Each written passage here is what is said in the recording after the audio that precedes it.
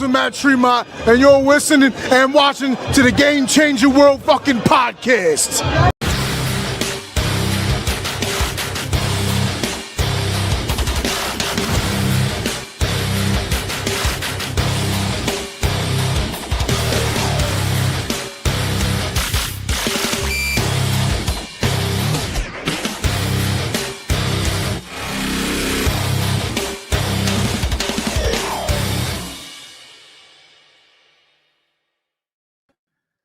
And welcome to Game Changer World. My name is John Wolf. Frankie, how you doing tonight, man?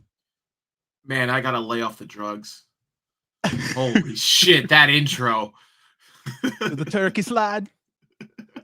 Dude, I'm not lying. I'm going to tell you right now. I asked everybody, do you want the cookie or do you want a Thanksgiving kind of timer? And I kind of like the turkey slide, bro. The sad shit is it's only going to be seen once a year. Oh, darn. I know, right? I got something cooking for Christmas. We're going to see what comes out of that real quick. Oh, God. I just want to mention the obvious real quick. We don't have B with us just yet. He's getting some busy work done. He will be with us here shortly. Won't be long at all, honestly. The so I'll just go ahead. Pro wrestling waits for no one. Yeah, that's the truth. I hope everybody liked that little intro there in the beginning with Matt Tremont. I want you to know all thanks to Matt Tremont. Most importantly, also thanks to Frankie for going out there in AC and getting that. That's one of a couple little intros that we're going to be playing throughout the next couple weeks. And we wouldn't have got that without you, Frankie. So thank you so much for that, man. You're very welcome. It was an absolute fever dream. Pardon the present company. To try and run around and get all that footage for you guys on Saturday. I got to the mall probably like 9:30 in the morning, and I didn't leave the building until about 6. So I was there all day, and I didn't even leave the area that the wrestling show was in.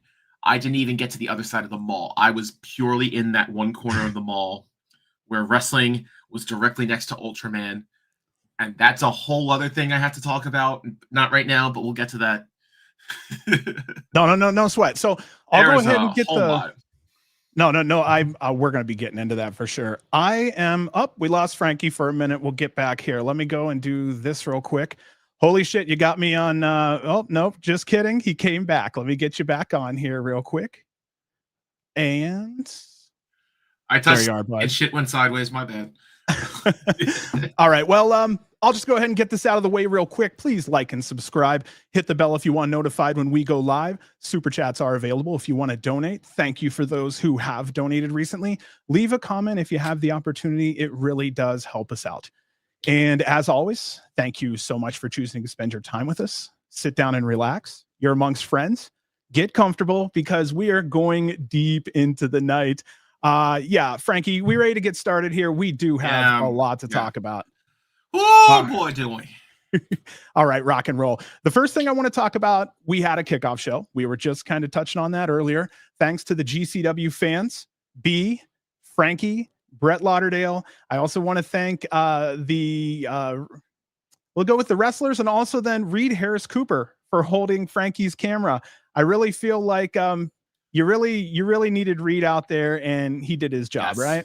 I cannot be more appreciative for how much Reed, our very own Reed from the chat over here, helped me so much on Saturday. Just holding all of my shit while I was trying to do 17 different things, looking like a Temu Ghostbuster with my selfie stick and my headphones and all this shit going on. It was one of my best friends sent me a picture of me trying to walk around, and the angle from TV didn't look too bad of me trying to do the thing. But if you saw me in person, you would have thought I was fucking insane. Well, I want to say welcome to B. Good to see you tonight, sir. We have just got started. Yeah, shout out. Yeah, thank you. I did want to shout out Reed. I know we were just talking about the pre-show, and yeah, Reed, you were key helping Frankie out with the cameraman. Thank you so much. And yeah, I know you already shouted Frankie out too, John. Frank, you did awesome work in all those videos. We only showed a couple of those videos. We didn't even show like a lot. I think I sent John like probably 10 or 15 Raw videos that we may not even, some of them may not even see the light of day. That's how much shit I shot on Saturday. Right? No, yeah, Mhm. it was awesome. Yeah, just didn't mean to interrupt you, John, but shout out to you, as you said, thanking the wrestlers, fans that were. We had so many positive comments asking for when's the next one, when's the next one. So yeah, thank you everybody involved. You guys were awesome, and that was fun. Like me and John were saying it and Frankie in the chat, like that was like one of the funnest. Like we only did 2 pre-shows, but even though we weren't there, that was probably like fun and chill. Like I know Frankie, you kind of did all the hard work, but hopefully, it was, I was running. kinda I was easy and running fun. around all night. Yeah. Hopefully, it's kind of easy and fun for you. Well, I think it's fair to say though that Reed is a great example where, I mean, this is fan centered. This is a group effort, and I mean, if we need you or you need us, fucking let us know, man. We're there for you. That's what happened here. Yes. Reed, we love him. It's been forever. We see him everywhere. Frankie, you see him at most all of the live shows. These shows, yeah. Yeah. So, I mean, this is another one where, man, thanks for coming in, Reed. I also want to say, I said AC earlier. Dream On was in East Rutherford, not in AC. So my fault there earlier. It's North Jersey. It's, they're not even people up there. It's fine.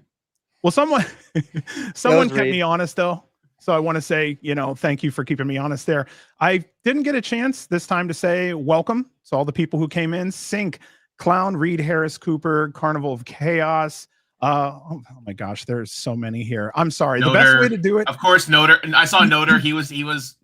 We were playing around all weekend. Of course, Havoc was there. TJ, I said hi to Bubba on FaceTime. Bubba could not make it to Dream On, but I was able to say at least hello to the whole EFED crew. So I'm sorry, I pop when I see the Havoc crew, especially Bubba, just having the time of his life during these entrances. Like I pop just seeing him have fun, man. James, real fast, who will be at highest in the room? It will be John. I am staying away. I'm staying away from KJ. I'm staying away from Atticus as champion. I'm good. I'm gonna enjoy this one at home this weekend. That weekend. We need a shirt that says KJ fears B.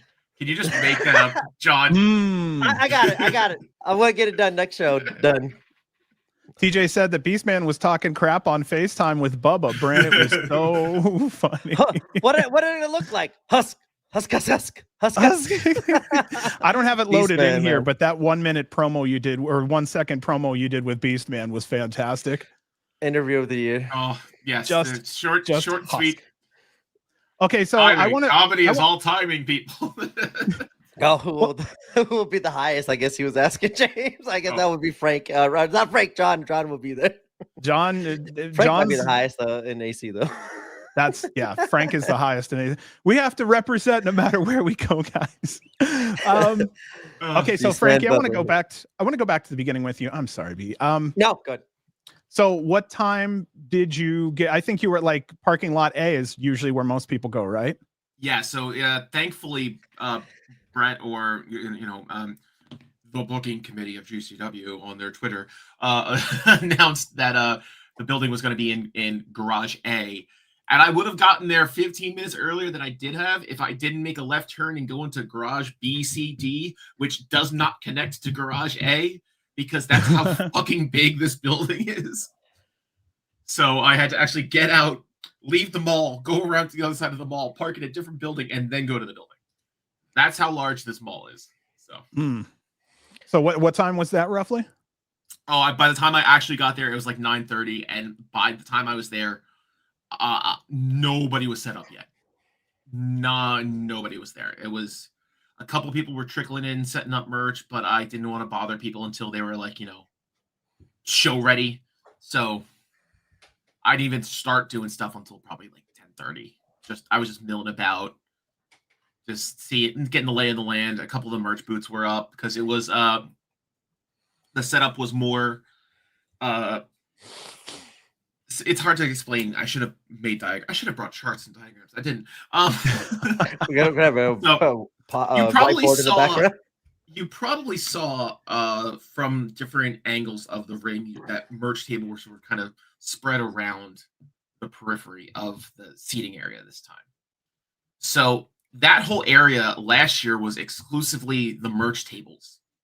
And now this year it was the merch tables surrounding the ringside area. because last year's ringside area was taken up by an Ultraman convention or a pop-up event or something promoting some new Power Rangers style live action superhero show. So that was taking up the entire area where we were last year. And I actually didn't mind the setup. I think that last year's setup was more cinematic, but I was not fully against the area we had this year, if that makes sense. Yeah. So.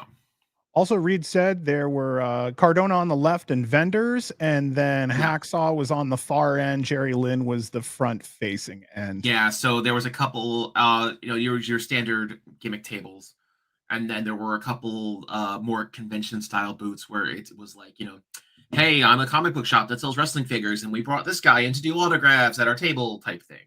That's where Hacksaw and Jerry Lynn were set up doing that kind of thing. And then everybody else was more the more standard, wrestlers doing their own merch tables down the side. So, was there anything around there to eat that was worth a shit, or you didn't eat there? I had a very large chocolate chip cookie from one of those pop-up, that's pop-up, but like one of those hallway, middle of the hallway type stands up on the second floor, because I was seated directly above the Tron, so I really couldn't see anything. So if you saw me in a couple photos, I was sat up directly above the Tron with my giant 5x8 flag. So I had a cookie from up there.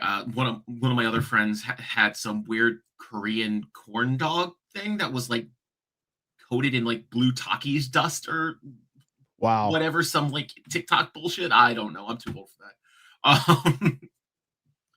Oh, look at that. It's called Bang Cookies. Bang Cookies. Yeah, that was it. Yeah. Frank being a dude there too, making sure you get a cookie. That's nice of him. Let's see here. No, he bought me a cookie. He bought me cookies. Oh, okay. Somebody was a gentleman, just trying to figure out who. Craig said, how was the show? I missed the live and watched ICW. You know what? I need to finish that out, but I can tell you that main event was Bear. Yeah. I have to go back and watch that ICW show with Bear and Cruel. That was my one regret of the weekend. I wasn't able.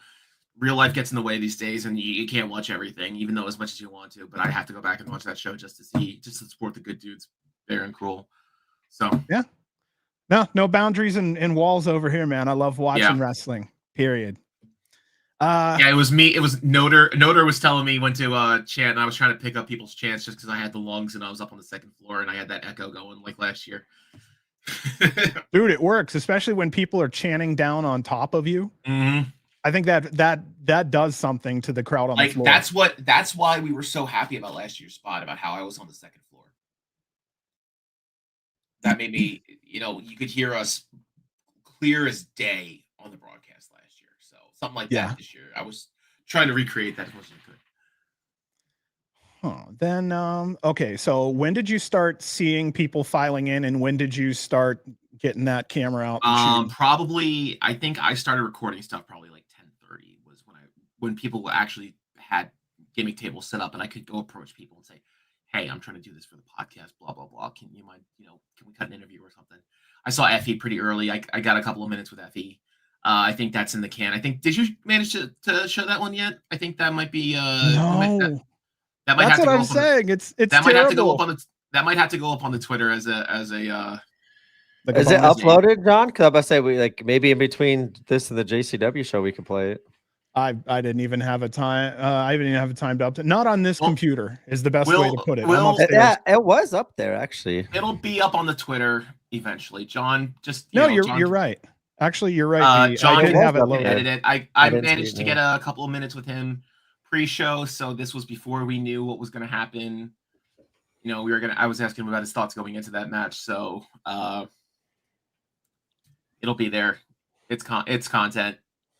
Yeah, you killed it, by man. the way, you dorks will watch anything. So hey, they were watching Gringo Loco and John talk about their little Christmas villages, man. That's what our don't shit talk the Christmas villages. I'm not shit talking. I'm just saying, I was agreeing with you. You said you guys will watch anything. I'm saying I'm agreeing with you. We were listening to Gringo Loco. Oh shit, John, remember what we were talking about? Never mind. I'll tell you later.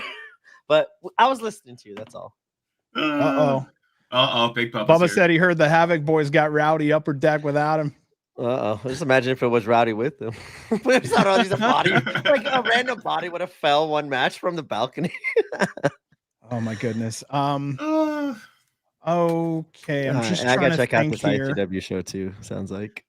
So I'll kind of run down the kickoff show just kind of shortly, real quick here. The first one, B and I opened with that Matt Tremont one to kick off the show. You're watching Game Changer World. Thank you so much for getting that. Thank you, Matt Tremont. KJ awesome. Orso came on within the first 3 minutes. His first words out of his mouth, be the bitch. Whoa. Hey, real fast. I'm done talking about KJ already. I'm done. Real fast. I don't want to tease, but Frankie, don't we have like another pretty cool little like Matt Tremont kind of Game Changer World opener? Like we could maybe possibly tease or no? I think no, it wasn't Matt. I got it from a couple other people too. But Yeah, he has one from Apter. He has one from Cross that we haven't touched yet. Yeah. I'm about to say, man, I was gonna like maybe over the next couple of weeks, pay attention to the intro. We'll hit him with the new ones. And you know, of course, you know, you guys will see the whole crew this weekend. So you know, maybe you guys can grab a couple of those. Nice. All right, sorry, God, to go back to KJ, I guess. No, brother, talk about him already. Yeah, straight up, he just goes right up in your ass. He says, be the bitch. I'm like, first of all, he's kind of smiling a little. He is happy to talk to us. He accosted me. He forced me to hand over my camera and my microphone so he could start yelling at Itoh. Very suspicious. Our first 3 minutes of the fuck up on the first one for go around. Very suspicious. And our first face we see is KJ pop in. I'm finding that very suspicious, KJ. Maybe he's the fox catcher for real.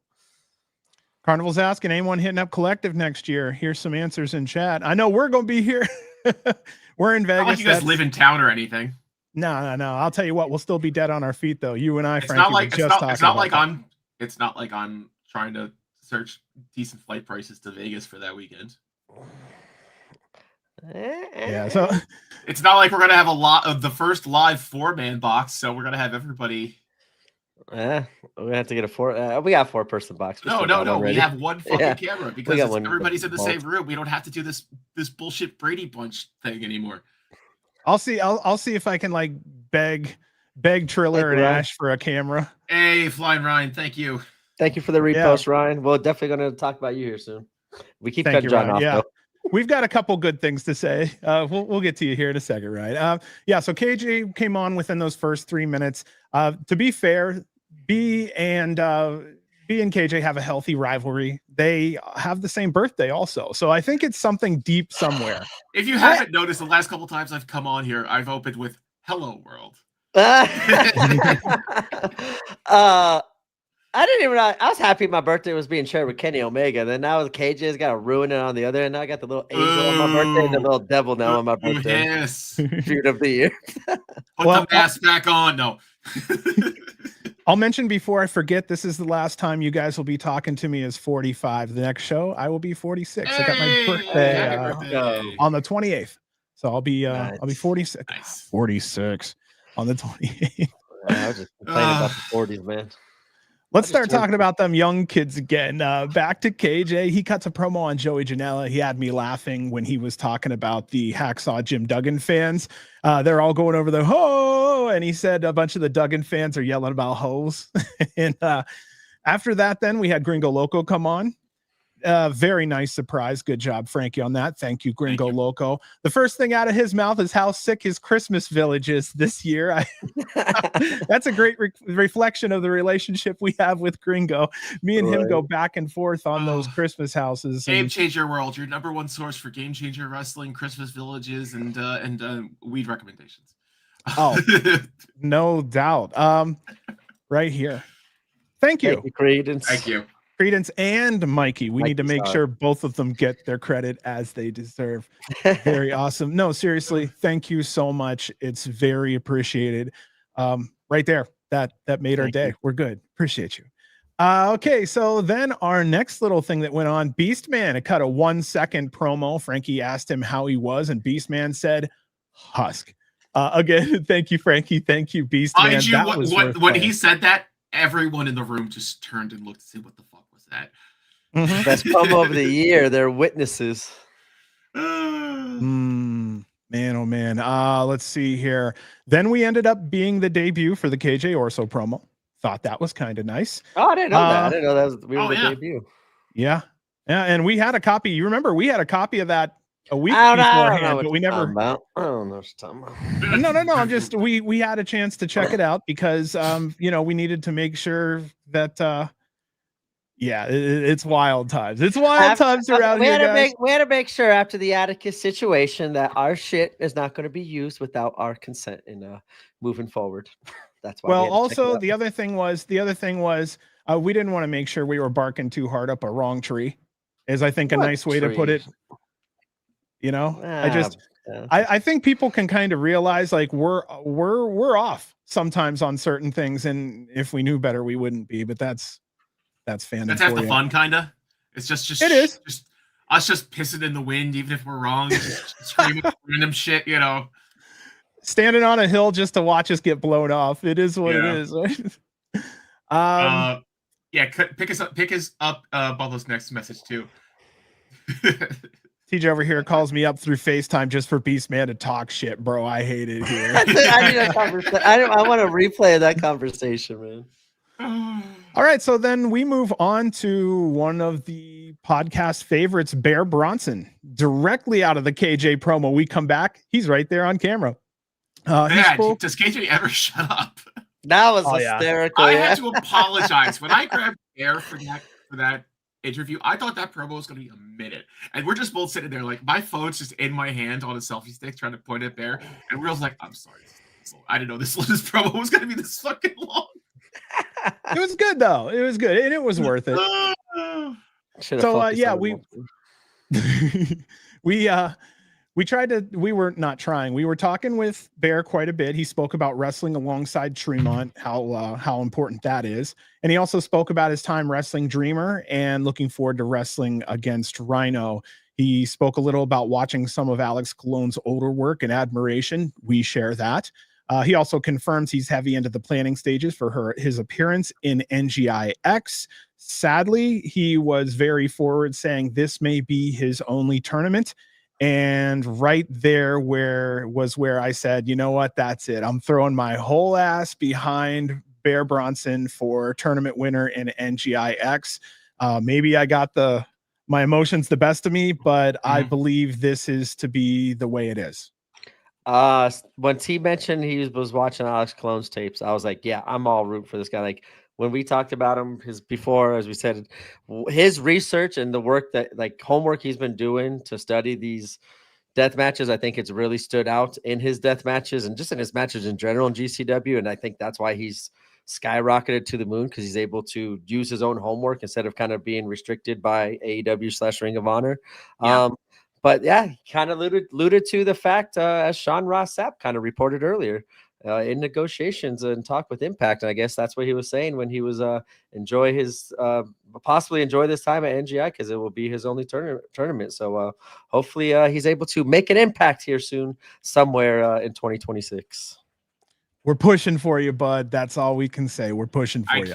I cannot be more just like Gabby and Bear are the nicest people. I cannot wish anything but the best for both of them. They're both sweethearts. I can't say enough good things about them.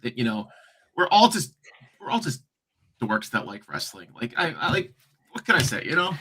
I'm really happy for Bear, just because I know how hard we were on first match in independent wrestling outside of the AEW umbrella. And literally the entire thing was, it's a throwaway match. He's he's an ex-TV guy. Where can this match go? To being blown away. And for me, the first time meeting him in person, I had to apologize for being so like, I'm sorry I treated you that way, blah, blah, blah. But he's like, it is what it is. And I can't say, any of us can't say a bad thing about him. Yeah, like you said, like seeing him go from what we thought was a throwaway match to possibly what he's turned this short indie run. And he's even said to us, like, us being so whatever about that match made that match that much better in his eyes, because he needed that fire. So true. True. Yeah. Yeah. And I told him, I said, don't feel really bad. We were actually talking about the Slade side because we were concerned. Slade is very straightforward. Having your first match with someone that's so direct can be very dangerous. And there they are. They just blew it out of the water. Yeah. I want to bring this up real quick and also say same thing to you, Brooks. Thank you so much. Again. Thank you. I like the Zack Sabre, Mount Brooks. Mount Brooks, I like. I guess Zack Sabre. That's you're one of B's friends. That's for sure. I like just all those names. I'm like, yeah, I like those names. Let's move on here. Okay, so that little section I just talked about with everybody that came in, all the that was the first 33 minutes of our podcast. It took 34 minutes for us to actually get into the preview for the show because we carry a good name and wrestlers are very kind to us. Happy we asked what I told you about that extra 30 minutes, huh, John? Dude, thank goodness. We were only planning an hour. Sorry, Frankie. I was the one who made you do extra it's work. Fine. I was like, I think we're going to need that extra 30 minutes. I think something tells me this is going to be a fun one. And yeah, they definitely pulled through for us. And no lie, we were picking up. We could have done a 2-hour show easy. We could have. I was actually zooming through the last 20 minutes just to make sure we made the time. Also, I'm hoping everybody was appreciating we were trying to stay in on the time so we knew how many 15, 20. I was trying to give everybody the time there. Okay, so let's talk a little bit about what didn't make it. Like I was saying earlier, and one of my favorites, Effy, gave us a 3-minute interview that didn't. I feel so bad because a little behind the scenes, even for us is that last year, when I was first trying to do this, reporter on the scene gimmick, one of the first people who said, yeah, I'll talk to you was Effy. And of course, me being a dumbass, I didn't get the mic to work with my phone. So I had 4 minutes of him pre-Hammerstein of him going on his fight that I just had to waste because there was just no sound to it. And I feel so fucking bad that 2 years in a row, we still haven't played this fucking interview. So that truly, this one's on me, honestly. Don't feel you did your shit. Fuck this guy. Fuck this guy. I must say, I think going to what we were just saying though, we ran out of time. Like it was loaded up and ready. We had that one loaded and ready to play. Yeah. We just got 34 minutes late to start. I'm saying it'll be on John's Twitter tomorrow morning. That's yeah, I think look at that. Bear is so good. He made Beastman speak English, and let's just, guys, we're all adults here. Look at what he says, man to man. Bear's one of the best I've ever been in the ring with. It definitely deserves the best wherever he goes. Nothing but love and respect. I'm right there. Yeah. Thank you, Beastman. We love you too, buddy. Yeah. I think you're a Mountaineer fan. I won't give you any crap about that. I'm not. Sorry, some regional shit. Hey, you didn't learn from that Emil, did you? No. Oh, all right. Enough. Well, speaking of Emil, just for a second, I will say it right now. He will be with us next Tuesday.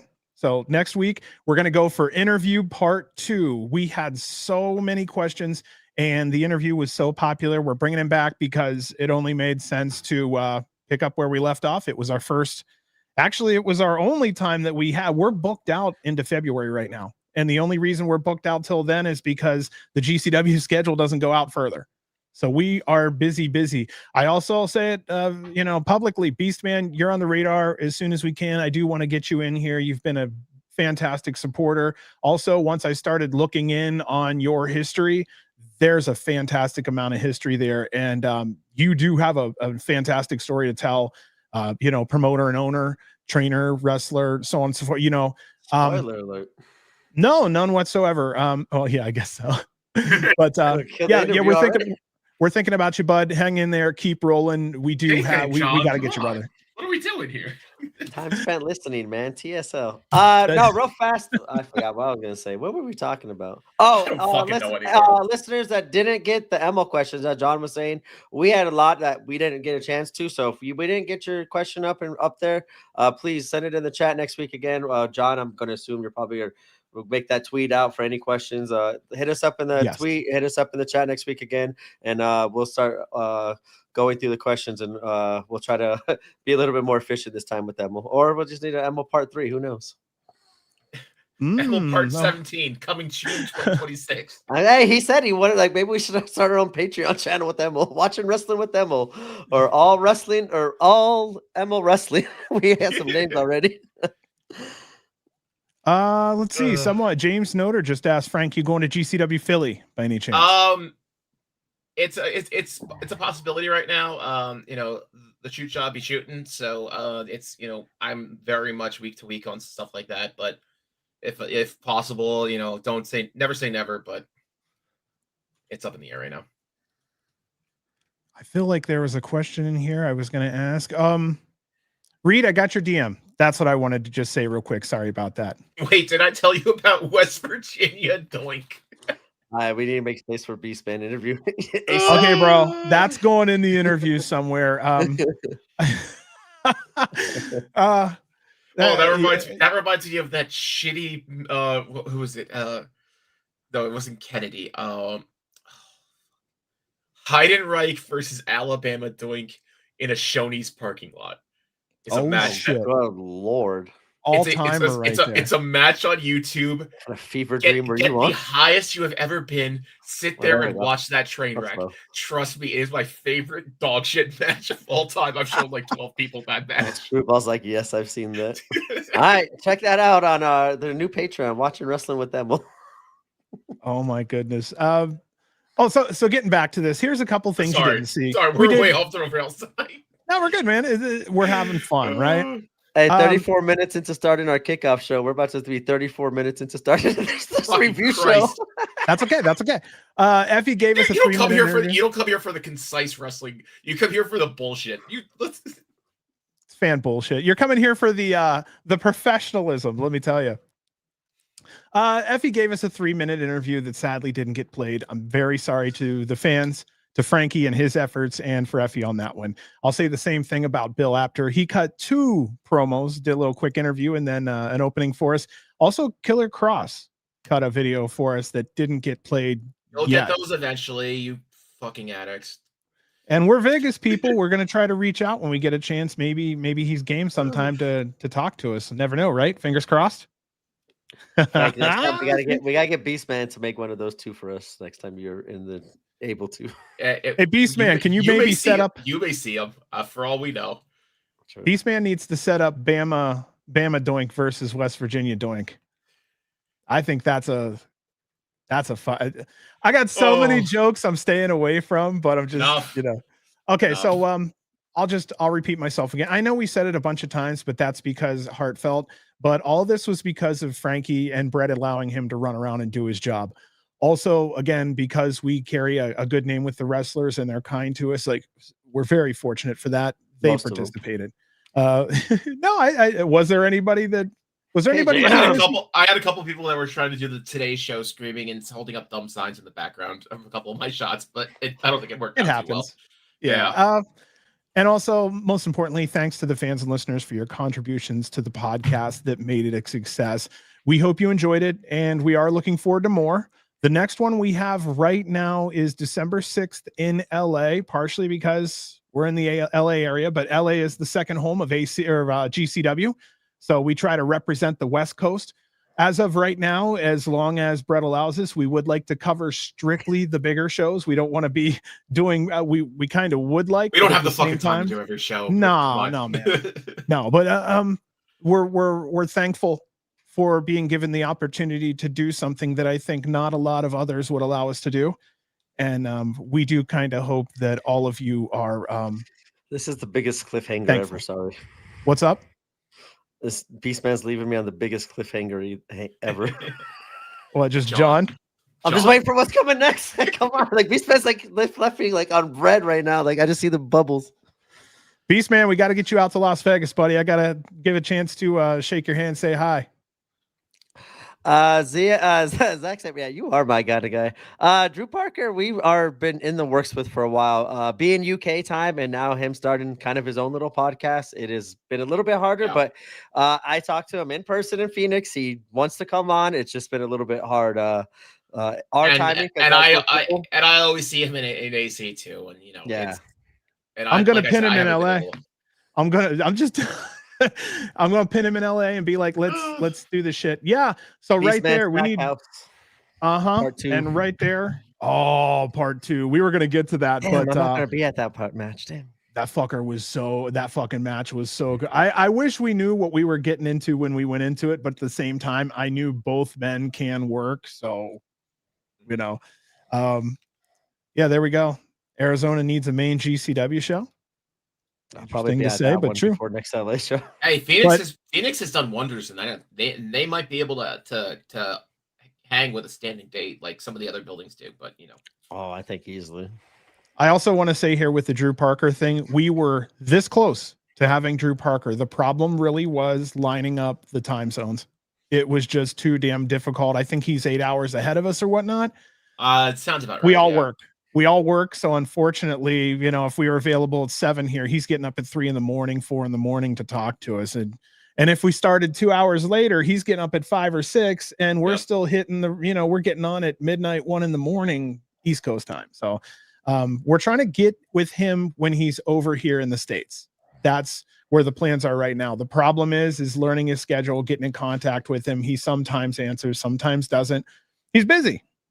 So, you know, this is the nature of the beast that we find with all wrestlers that are important and busy. They're trying to get everything they can, but if you can, at least try to get a hold of me if I message you guys, because remember, this is all for your success. Mm-hmm.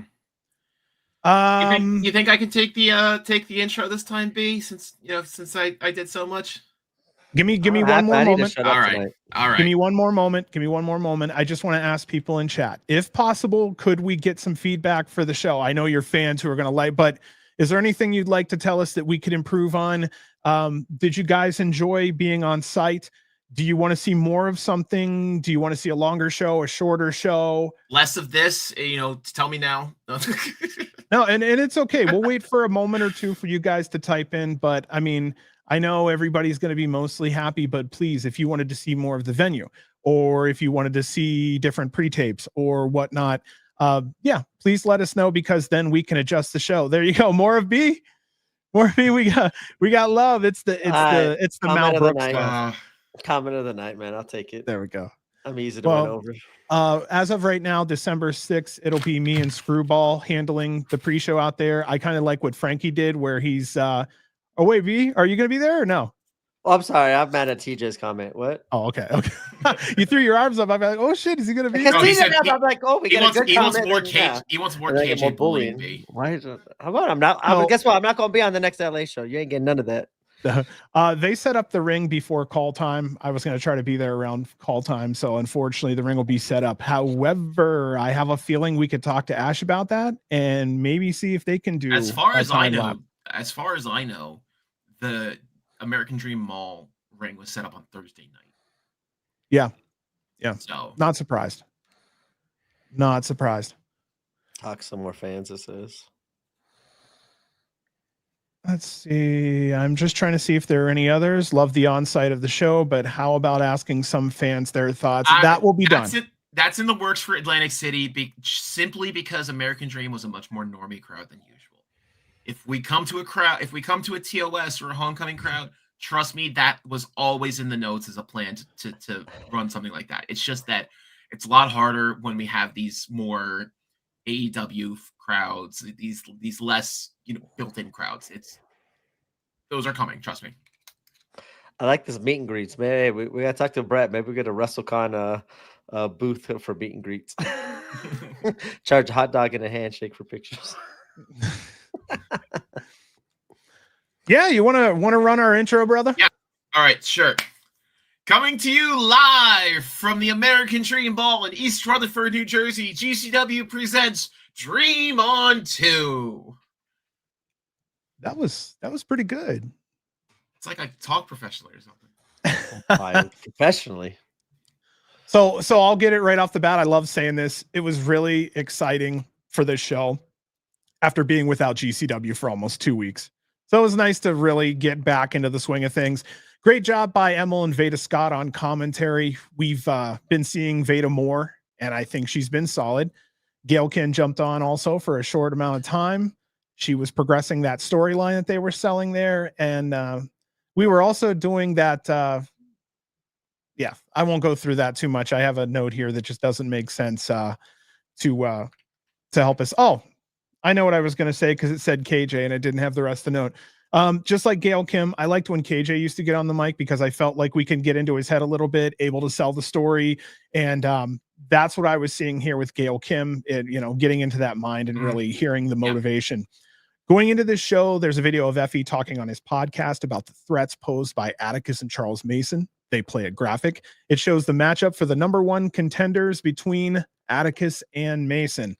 If you're watching Front Row and know who Adam Orange Crush is, he does something funny in, I think it was match 2 or 3. He takes off his Jersey Championship Wrestling hoodie and underneath it, an identical Jersey Championship Wrestling t-shirt.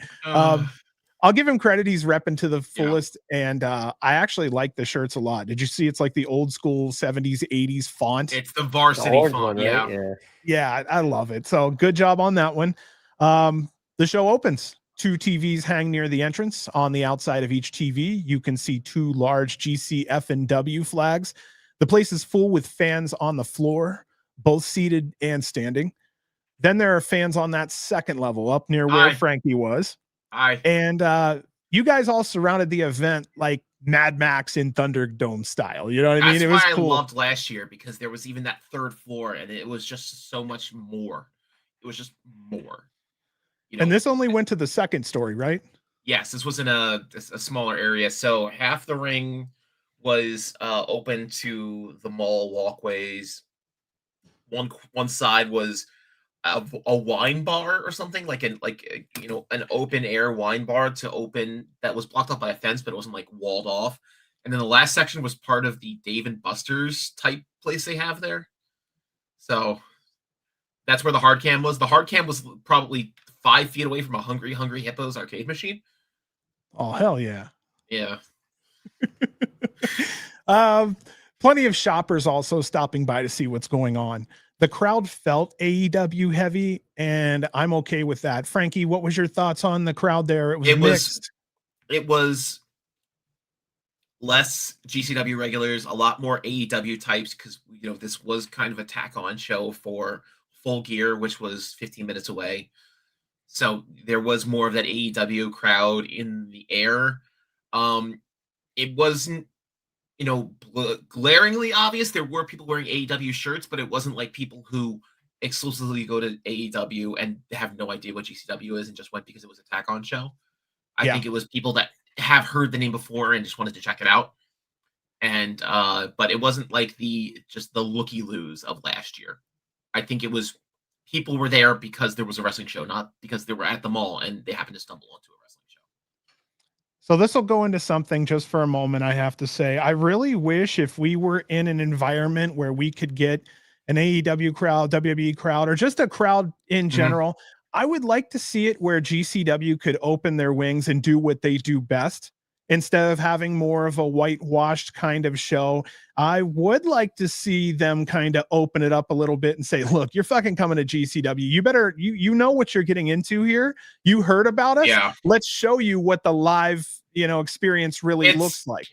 I read a tweet along those lines the other day, and it's like, GCW is just like the rest of them. They had to water their shit down because it's in the public. No, it's because when you hard cam was plugged into the same outlet as Tic-Tac-Toe.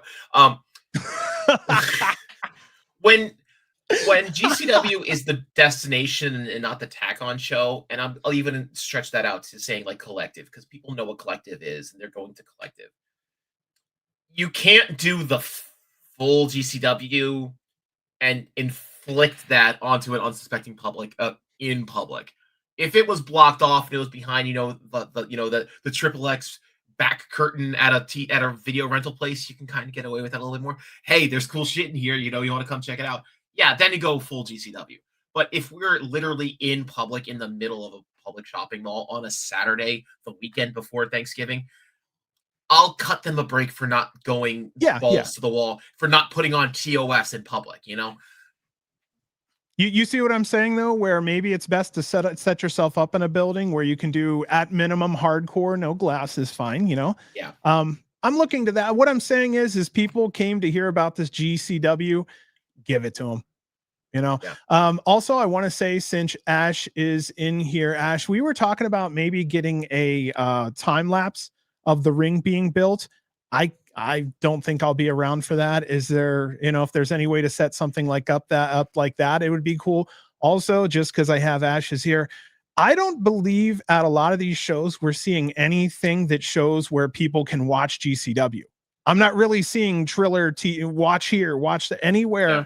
And I hear this. I only say that because I have some people I know that were like, where do we watch this?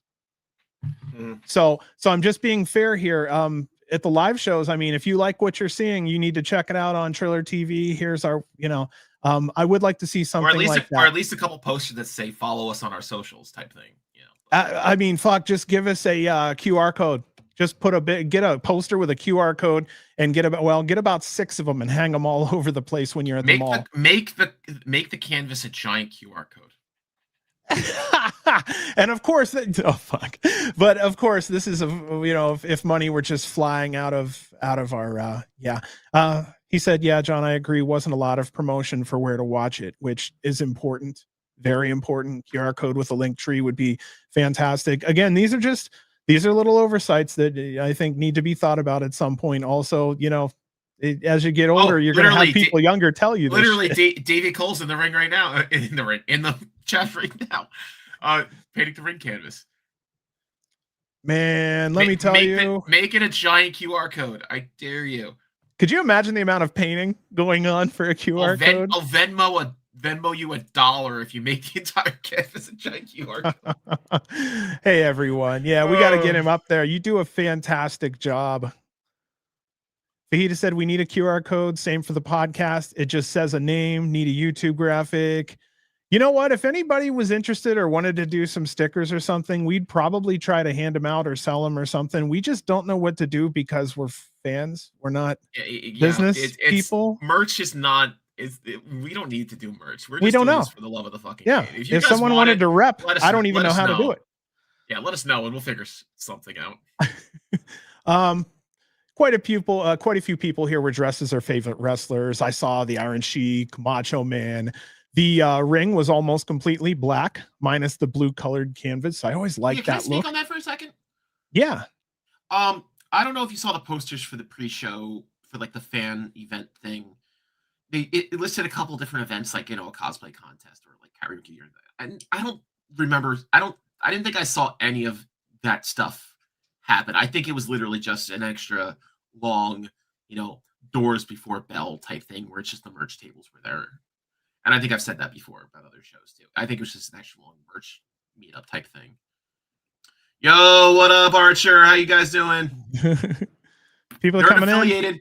Nerd affiliated. Actually, I met up with them when I was doing my Ghostbuster stuff at New York Comic Con. So I'll just say it. I'm a regular listener. I love those guys. So I'll put that out there now. Actually, I have to get in the Skittles squad. I'm in 3 different group chats with John Hammer. So I am very much intertwined. I'm very much intertwined with Tabachis as well. So and I don't know if people know, but we've always tried to be Switzerland.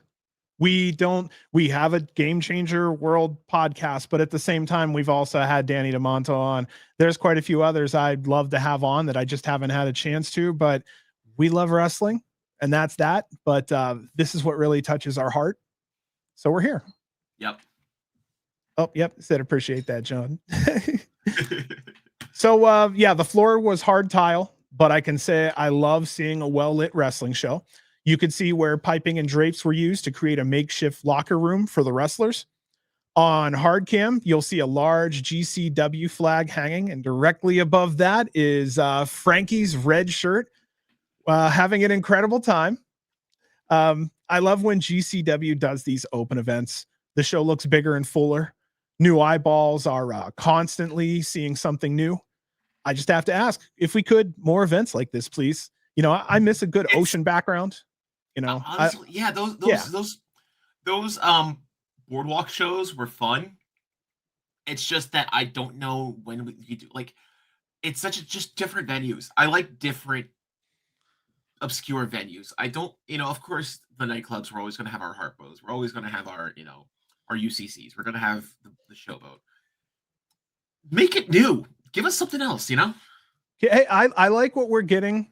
Keep more of it coming. That's what I'd like to say.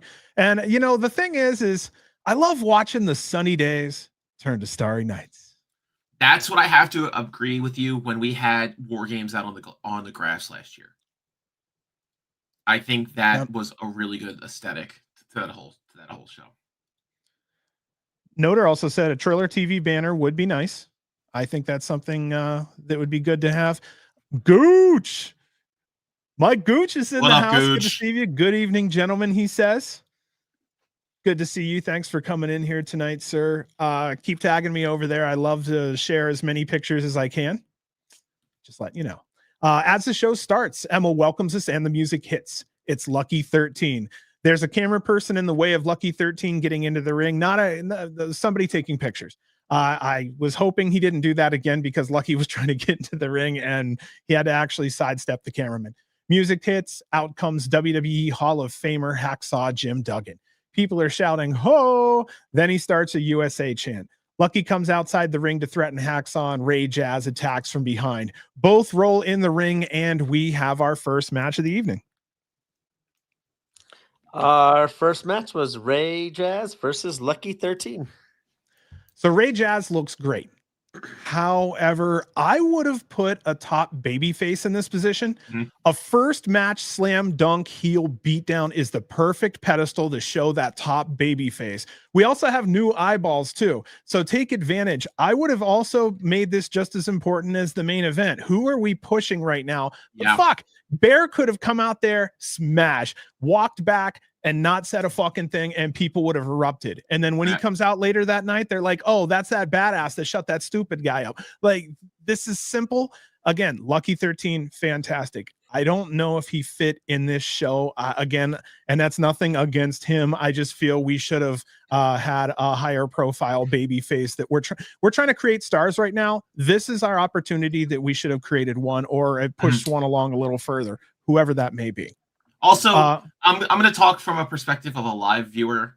I have, as much as it pains to say me, I haven't watched the replay yet just because I haven't had the time to. So anything that I'm going to say that has been covered by commentary in the meantime, please fucking correct me. It won't be the last time it happens on this show. So I agree too. Ray is a rising star. It's Ray just, it was a very, I'm going to say who type situation because Lucky 13 isn't the most. He's been sparse in GCW. He's popped up here and there as like a field filler in various, scrambles or whatever. I like him too. Ray Jaz has, he's had one or two other appearances up toward Connecticut way. I think one other show on that loop, but he just hasn't been in GCW long enough for even the regulars to cheer him on because that was one of the things of just getting their entrance chants going is what really gets these like normie crowds going. So yeah, I wrote it was a weird way to open the show with non-regulars, non-GCW regulars, but I think same thing as you said, John. Lucky 13 played the role of opening heel perfectly to get the crowd heat right away.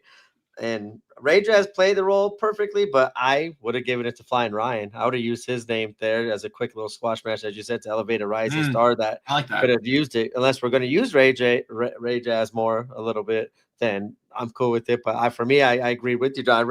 Like, I'm not changing my notes. We're going to have similar notes because I'm copying Frank here with the non-regulars, but also I would have put Flyin Ryan there instead. But other than that, I thought it was a fun old school opening segment for what kind of. And that was purely for the people who came for Hacksaw. Or like last year, I think it was Angle did this spot last year.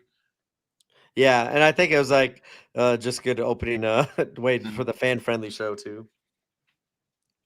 So then I only wanted to say this. I'm so sorry because we were on the venue spot.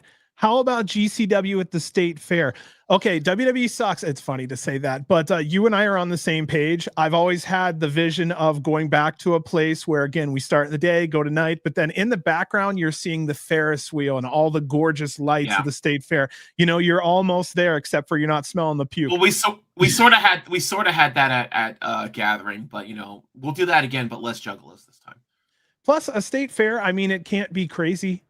Maybe it is, maybe it's not, but I mean, that would be fun. You don't have to use the whole grandstands, just find a place where you could set up the show and just say, look, we need enough for 800, 1,000 people. I know, forgive me, there was something along the lines of Warped Tour, either last year or the year before, that GCW was supposed to be like one of those side stages at. There was like a music festival in Atlantic City that was supposed to be in Atlantic City, and GCW was going to appear all 3 days as like a side event at this music festival, and that never happened. And that's what that same thing was going to be. Well, I hope that happens again. And yeah, everybody's mentioning the ballpark. That was awesome. Now, Frankie, you were tired, but you were saying from the seats where you were at, you felt somewhat disconnected from the show, and you almost wish they would have moved the ring further center. Yes, towards it's. I think that was just the geometry of the ring, and that they had the ring directly on home plate. But that was just, they had a ringside. I think ringside was the best option for the ballpark, and the stands were just, just breezing in the wind. They're just too far. You didn't have that heat that you have at some other shows. Yeah, Coney Island rule. Here's another one. Craig saying the Big E in Mass would be crazy for GCW. It's the world's biggest fair, and it's 3 weeks long. Oh, that would be nice.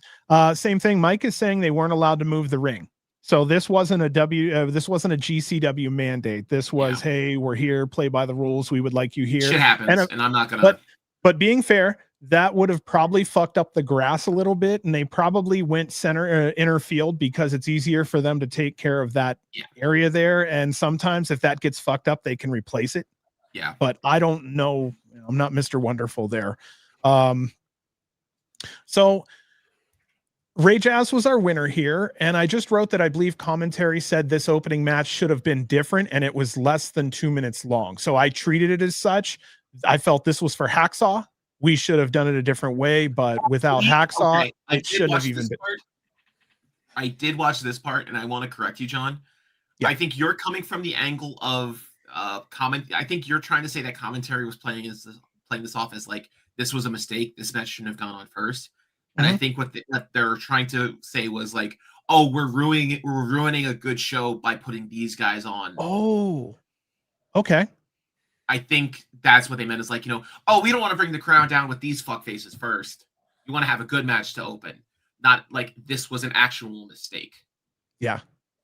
And if someone like you could see that put that way, that shows, what's a normal person going to think about that. Yeah. Yeah, so I mean, there was a little gray area there, and I'm trusting them for what they say to be truth, and that's the last thing you should do in pro wrestling, right? Let's see here. Yeah, Mike said ballpark rules. They still had a season to play with the Cyclones. Exactly. Yeah. Also here, yeah, WWE. No, what it is, WWE is, I feel it's disrespectful. Yeah. It's like calling, like, hey, shithead says, and I don't want to say something like that. You're in here spending time with us, so thanks it's like for the poignant insight, Fajita Cologne. No, exactly. Yeah, same thing here. The 6-man tag should have gone on first. That's a great idea, and then you could have put the little Hacksaw run in as somewhere like 2 or 3 between match 4 or 5, or maybe after a high profile match or a high emotional match. Throw it in there as like a way to kind of break up tension. Yeah, we've done that 100. We had a Cardona match directly after a Sam KJ cage match, just to kind of smooth things out and bring the temperature of the room down. I could see where this could have been used more to bring down the temperature of the room. And if you really wanted to punch the fans in the face, this is where you would have had maybe YDNPM as the opening match. I actually agree with our fellow fan here on that one. Would you have kept it the way it is, or would you have maybe taken, like our fan here said, and maybe use YDNPM as the opener? That's the most approachable match of this entire show for someone who doesn't know what's going on. And I think that would be boom, boom, the way to open it, because if you suck them in with something like, here's the candy, now take your medicine of a hardcore match. No. I think it was, I think putting the 6-man would have been the correct choice. And then, like I said, filling this in as like they're cleaning up the ring, or they're just doing something, whatever, and just fill it in as like 2 or 3 or 4, just to bring the crowd back up after like some, match that may not have gone over well. I'm just spitballing here. Producer Ash, yeah, he said every indie show I've ever worked in. Every match, every ballpark show I've been at has been centered on home plate. But what I'm saying is bring it closer to the backstop, not bring it out to the pitcher's mound. Yeah, he said everywhere he went, the ring was in the same spot. It's something to do with that explanation totally makes sense. So I'm not, I'll take my point back. But he said it's something to do with that being the easiest area to fix if fans in the ring damage the field. And yeah, that's fair. I was reading it because we have the audio listeners, so they don't know. Yeah. Let's see what else we have here. And I said, yeah, Hacksaw didn't leave after. He was there for the whole show. So yeah, we could have placed him in a different spot there. But again, it is what it is. Retrospect, you know what I mean? And we're playing with everybody else's toys too. But yeah, I think that was about it for match 1. Did you have anything else to say about this opener? No. Hour 1 is done, guys. On to match 2. Jesus. Match 2 was the 6-man tag match, as it was YDNPM. Alec Price, Jordan Oliver, and Marcus Mathers going against the fancy flying Cartwheel, Jack Cartwheel, Ryan Clancy, and Flyin Ryan. Not their strongest one-match team name, to be perfectly honest. You know how easy they throw those fuckers together, right? It's like whatever, but could have been better. Whatever, let it be. Well, this is a showcase of some of the greatest young wrestlers on the independent scene today. Flyin Ryan is just starting, so I won't go too far yet, but all 5 of the other men are well on their way to better places. It's just a matter of when. I had this match pegged as the potential show stealer of the night. The average age in this match is 23 and a half years old, and the 2 oldest in this match, Alec Price and Ryan Clancy, tied at 27. It was fun watching the opening sequence between Mathers and Clancy. This is their 8th match in ring together, and for some reason, they just match up so well. Oliver and Flyin Ryan face off and have a great back and forth. Cartwheel came in and dazzled the somewhat newer fans. Busta and Brain team up on Flyin Ryan. Mathers eventually gets involved. Flyin Ryan takes an ass kicking well. I feel he's a great bumper, especially at his age. He's ganged up on for minutes. Cartwheel had a flurry and took out most of his opponents. They're all on the outside of the ring, and he hits his special flying tope. Smart seeing Clancy drag Cartwheel to the corner, then go outside the ropes and tagging himself in. I do bet there's some old timers who really wish they thought of that trick back in the day. Mm-hmm. 10 minutes in, Mathers and Clancy meet up again. Flyin Ryan got plenty of time in this match. Busta gets on top of Brain's shoulders. Flyin Ryan gets on top of Cartwheel, and we have a chicken fight. I was enjoying watching referee Scarlett Donovan making funny faces as she's trying to sell the fight. Both chickens separate for a moment as you see one man from each team run into the ring. They clothesline each other, fall down, and the chickens just looking at him. I was really hoping Adam would have run into the ring and put Scarlett on his shoulders to referee the chicken fight. Oh, why hasn't that happened? Has that happened? I don't know. That thought just popped in my head. Okay, moving on. So, yeah, so the chickens come back together, start fighting. That's when Ryan jumps down. He gets on the top turnbuckle, and he hits a huge sky-high destroyer on Alec. Alec and Flyin Ryan face off for the 3rd time in this match, and they took some serious time with each other here. Ryan tope like a missile onto Alec, and both flew 4 rows into the crowd. Marcus hits his skin the cat into a pile driver onto the floor. Alec hits a blockbuster onto Flyin Ryan and covers him for 3. Our winners here, YDNPM QR59 or 6. I felt that it was a satisfying match, felt like a scramble. And to this point, I don't know if anyone would do better than this. Athletically, I don't think anyone else did this evening. And I wrote that before I watched the rest of this show. What are your thoughts, guys? I think that was probably a good contender for match of the night. Like, as soon as that match was over, that's probably match of the night. Yeah. Athletically. I'm not going to say, storyline, because that's a whole different beast. So if you don't know about GCW, you're about to find out. Quote Jordan Oliver. Yeah, I wrote this one was crazy between the chicken fight, as you said, Frank. That was an awesome idea. If Scarlett would have been on Adam Galt's shoulders, just to like referee, just to see her do the same reactions on top of the shoulders, just not even be a part of it, but just to react, would have been funny. Then that crazy destroyer from Flyin Ryan off of it. Clancy and Cartwheel going nuts. This match was insane, and I loved every bit of it. Bravo! I thought it was a perfect fan favorite. Like, yeah, as you guys were kind of talking about the openers and stuff, like I would put this as the opener just because of the energy and stuff. But either way, it was awesome, and I think it definitely everyone walked away from it better. And it's just kind of cool seeing Ryan get these opportunities in these high kind of profile matches. And same thing with Flyin Ryan, like or not Flyin, Ryan Clancy. Too many Ryans in here. I had to say Flyin Ryan because of that. Otherwise, I'd call him Ryan the whole time. But there are two Ryans, right? Yeah. No, fancy Ryan, the fancy Ryan, not the flying one. Yeah. I think like he's shining in GCW. I think he fits in like it's real strong too. If we get like he fits the aesthetic. He fits everything so well. I can't wait to see him climb up the card a little bit. See him in even a tag, like even in a tag scene. I think he'll do flawlessly. I mean, if they keep using him in JCW, he would be like right up there, like as like the pillars that we were kind of talking about with Bengston, Marcus Mathers, Mason, and Billy. Fly, fancy fly. The Ryans. I like it. I mean, I would just put like I think Ryan Clancy I would be building in JCW too, but also like get him up to a JCW, then to GCW. But I think he's so unique and so smooth and clean, and like he's awesome. Like for me, he was the one that kind of. Outside, obviously, the tag team, for me, he stood out in this one, like kind of overshadowed. No offense to Jack Cartwheel, but I mean, it was kind of nice seeing the newer names kind of doing everything. It's the indie scene. We love new toys.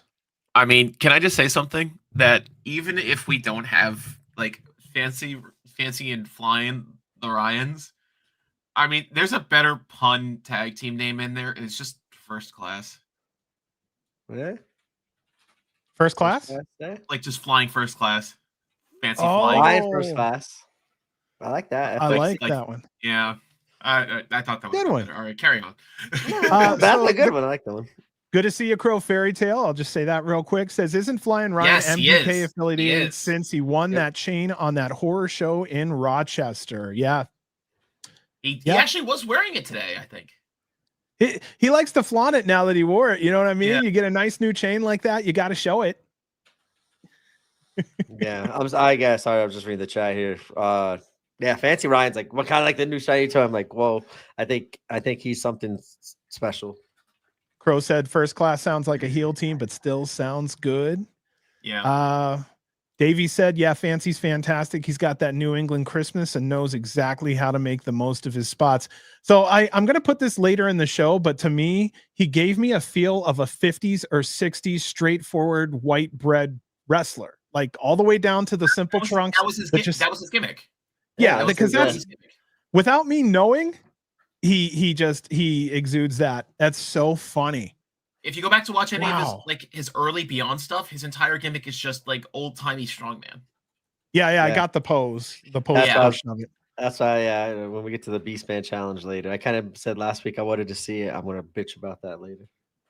Right here, Jack Cartwheel with the fur coat, Flyin Ryan with the chain, and Ryan Clancy being fancy. They were dripping. No, they went well. Like that's what I mean. I hate to like kind of single Jack Cartwheel out there. I think as a team they did well, but like for me, it was kind of nice seeing the new toys kind of working together. But Jack Cartwheel is always a pleasure to see. The KJ Orso promo plays. This one was about Joey. He said Joey helped him get his foot in the door. He says Joey keeps sticking his noses in his business and he doesn't know why. He feels it's because Joey's jealous. Every major matchup has revolved around KJ Orso. He said you coasted along with Megan's money. That sounds a little bit like something we said a few weeks earlier. He wants the bad boy, Joey. Exactly. Yeah. You said that. I said this. Yeah, and he wants the bad boy, Joey Janela. If Joey shows up to the match, he'll bury what's left of the bad boy. Here's an oversight, maybe.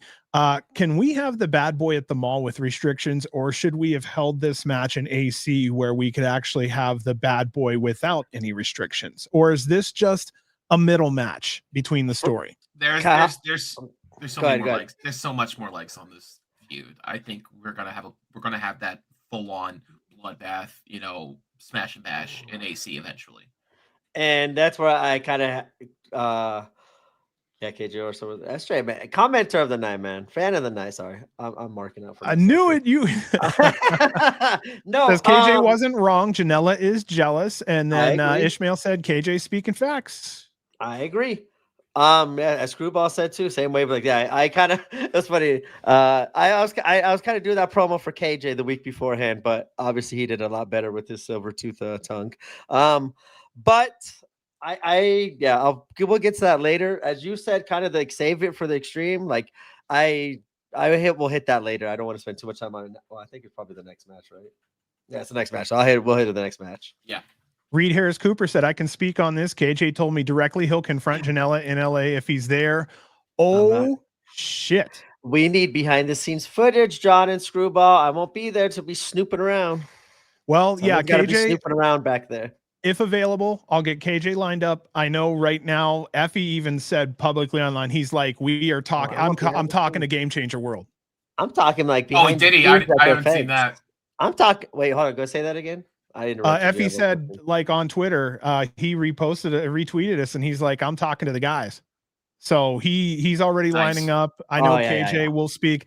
It's sad that we don't have Dr. Redacted and Bear because both of them are so great to us. So we won't see them in LA, sadly. I would time out on that. Like, I don't want like an actual interview with KJ or Joe. I want to see Screwball or you like literally taking footage like from like the fence right there and like just seeing them in the alley, just kind of going and getting broken up. That's what I want to see. Or KJ getting his ass whooped. Take footage of that too, please. Oh, okay. You want to see KJ getting his ass whooped? I'm not going to be there. I just have to get in shape and get a personal trainer and security before April. That's okay. You have my son. My son's a personal security, man. I got 6'6", 6'7", 330. I want the CC. God damn it! Oh, get him out of here. Fuck, he's out of here. That's it. He's officially 6'6" now. Oh my goodness. You know what? I want the CCTV footage of it. Right. I will say, last Christmas show that we had, I want to do something like that again. Effy was on it. We had a good time. I think Christmas also, together. Yeah. Stackhouse came in. Didn't Cole come in for a little bit, or Emil? Cole was in. Yeah. So I mean, last time we set up a little Christmas fun time thing. So yeah, we hope to do it again this year. What is this chat going on here? Okay, hold on. We're rolling with chat tonight, guys. You guys are really like, this is just fun tonight. I'm sorry, but we're just taking our time. I am not scared. Thank you. Thank you, Crow. Thank you, Reed. I got security. Thank you. All right, Jordan. I got real professional, but I'm not good as Flying Ryan. So, Jordan, I love you, bud. Love you. I see someone more my pace. I need Gresham. Keep my feet on the ground. I'm gonna jump us back to it here. I'm just now realizing we're still right after match 2. So Emil enters the ring and introduces our special guest, Gail Kim. She draws heat by shitting on fans in GCW. She said she came here to save the wrestlers. Gail said she's appalled that fans love watching wrestlers bust tubes over their heads. That erupted into the fans giving a GCW chant, then rolling into a "We Want Glass" chant. She rips into the crowd more, but gets interrupted. I want to say good job to the GCW fans because they were really ripping. They were throwing her off a little bit. Oh, she was not expecting the crowd to be that responsive and that on point. So, Gail, this is GCW. You walked into our home and we tripped you up a little. It's cool though. After we were done kind of laying into her, she kind of snaps. After changed the channel, she really didn't have much to go after. No. And then like I said, you could tell because she snapped at the end and was like, I'm gonna hit my points. Like you could see that she had been thrown off that much. Fantastic job by the fans, giving her the GCW treatment. Like I said, you walked into our house. That's what you get. Music hits, Joey comes out. He keeps telling her to shut up and says he speaks for everyone. Joey said some stuff defending Rio, which I thought was fucking hilarious. He's like yelling into the camera and she's just right behind there. Most know Gail Kim shit on Rio a few weeks ago. Again, poetry here. Things flew off the rails when they start to argue about how the other has CTE. I put now it feels like a GCW promo. He said TNA got rid of her because she's nothing but a fucking bitch. And that's when things got wild. KJ attacks from behind. We had KJ asshole chants from the fans. Good job. Senior referee Adam Galt comes to the ring. I love the whole interaction. They were fun together. And any comments on that little section before we go into the match?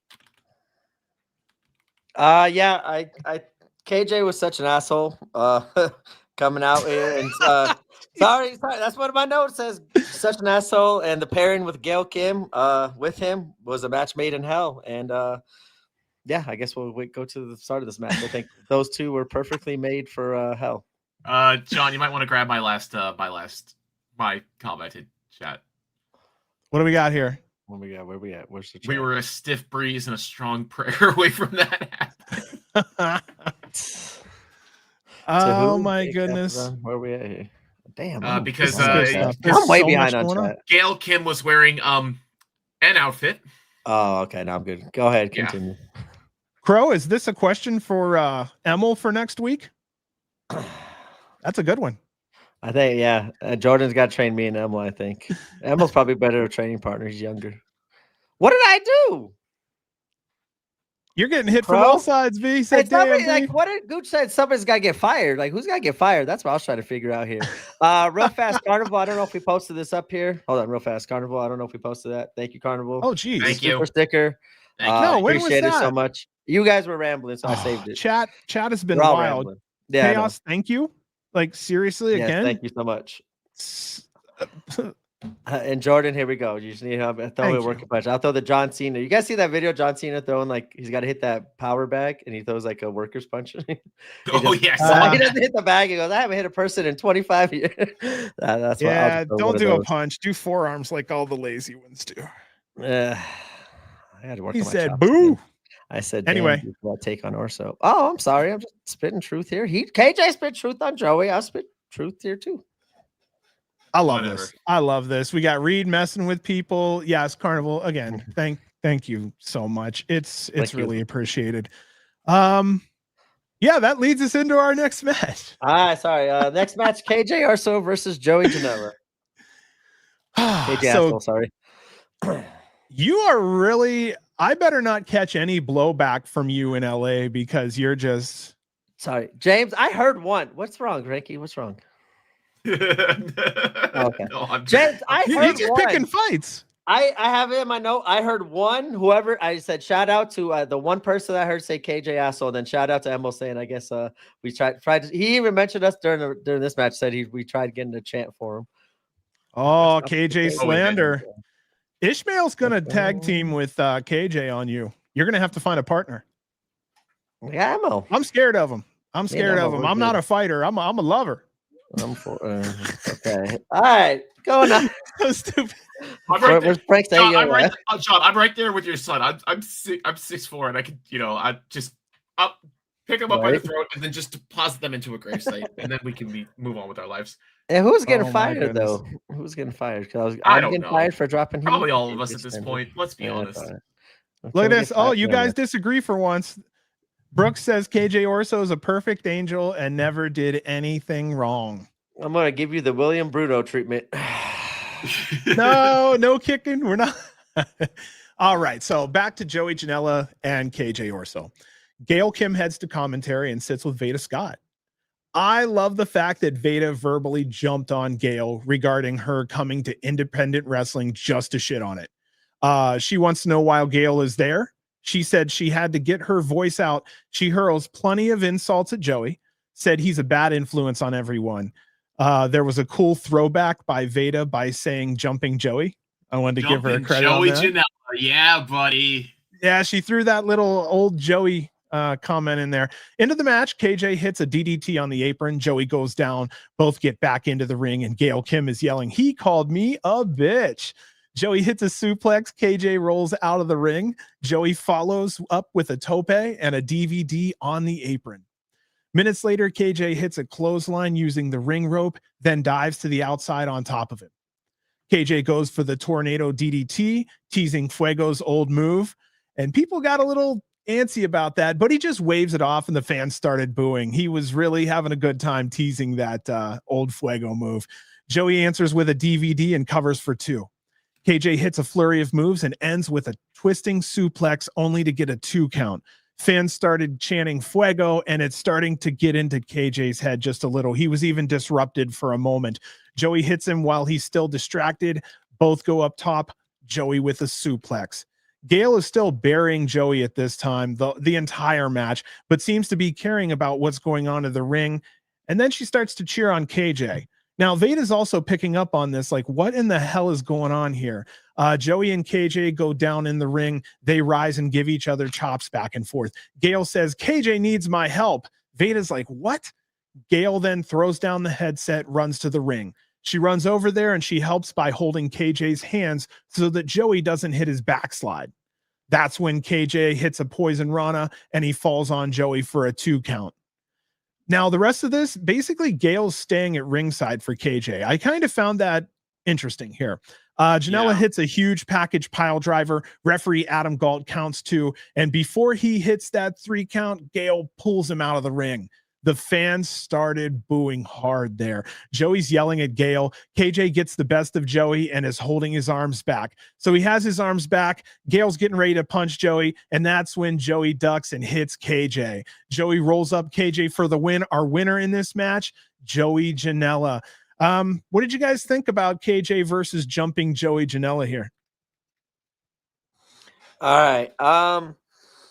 In ring, I loved this match. I thought they were smooth. They were brilliant. I like the reversals were on perfectly timed, and I liked it because they all made perfect sense. And where the moves came later in the match, I thought it was awesome. The storytelling they did in ring. Gail coming out and interfering, costing KJ the match. I guess you reap what you sow, and what you sow is that's what you get.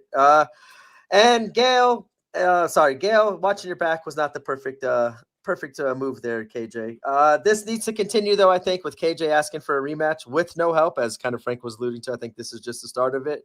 But here's the only bad thing I kind of take away from this match is KJ didn't bring out the bad boy, as you were kind of saying, John. We didn't get the actual bad boy out of Joey in this one. And because of that, I think KJ should have won. Like, I think this should have been one of those ones. Use Gail Kim and used the cheap heat for KJ to get the cheap win. And that sets up match number 2 in LA, where then Joey could use the stipulation of, hey, you ain't gonna have Gail Kim in your corner, no more shenanigans. Like, maybe add a stipulation to match 2, but I think it would have been better the other way, especially since Joey, as we were kind of saying, I wanted to see the actual bad boy come out. So hopefully and luckily, I think we will have time to see that happen, because this feud is hopefully not ending at the moment. Ishmael and Brooks are teaming up down here. Big Orso fans.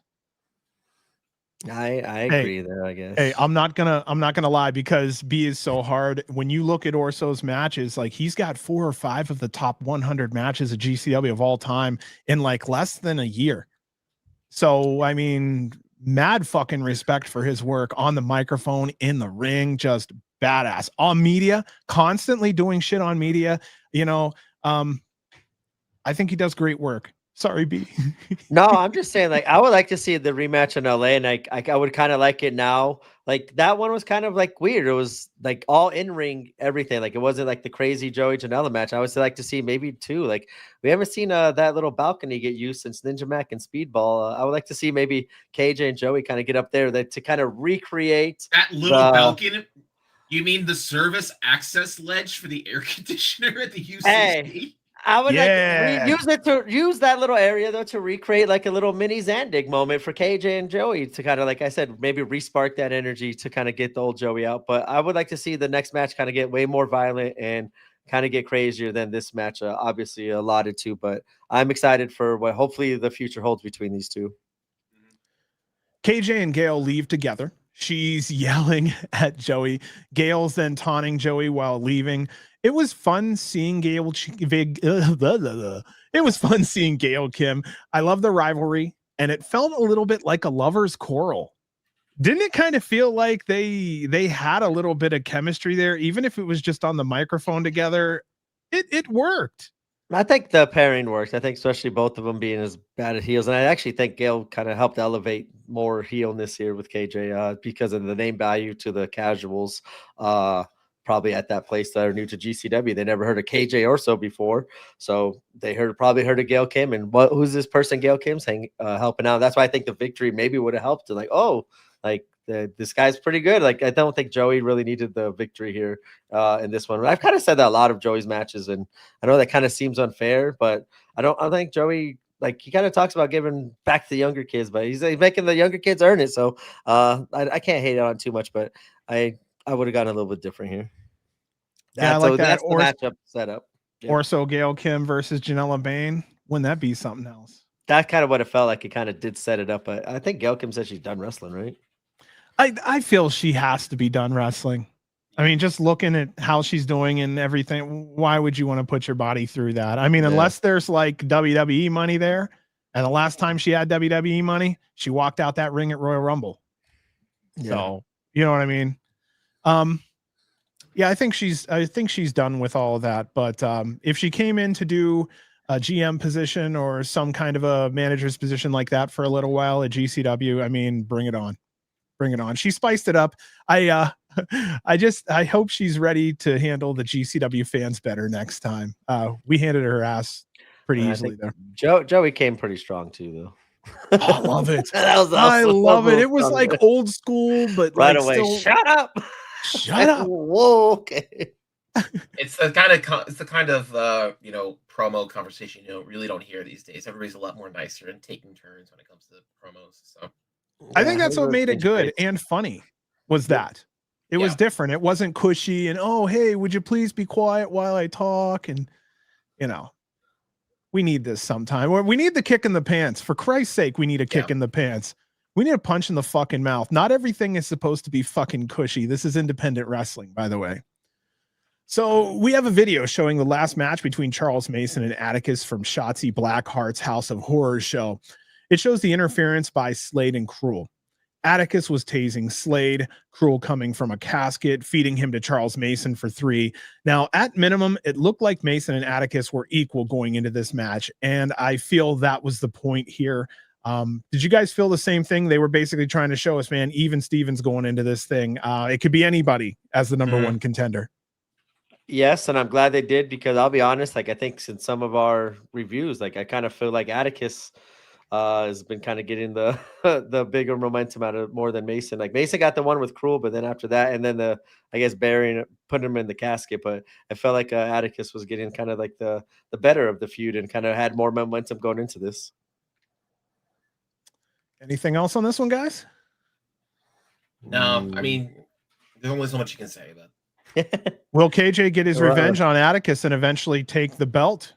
Says James. That's who he said he was eyeing.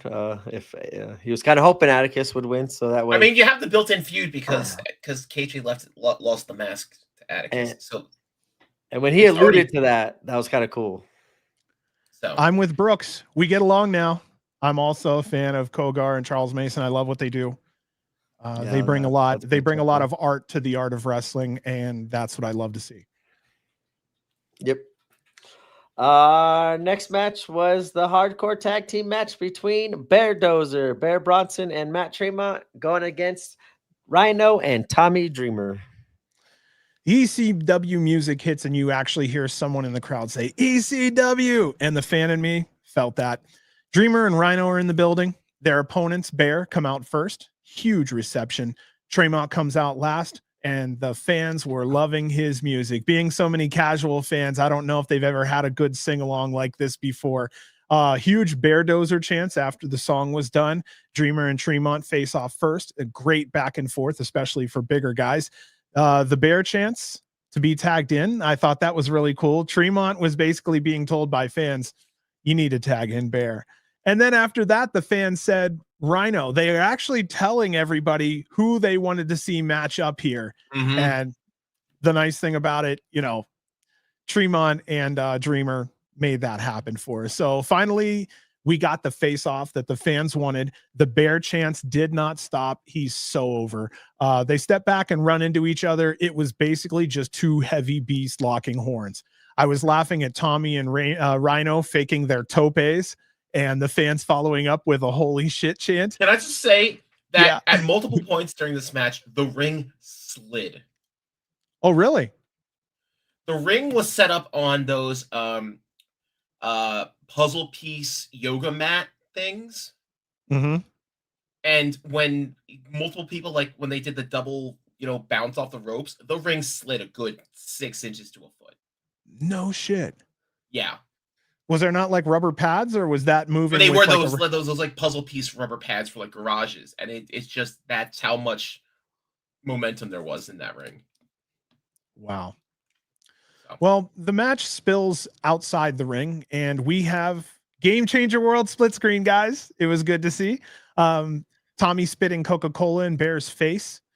Tremont and Rhino facing off in the crowd. Rhino crashes a drink into Tremont's head. Action is everywhere. Minutes later, everyone finally makes it back into the ring. Veda was talking about how dominant the BearDozer team has become, and they are correct.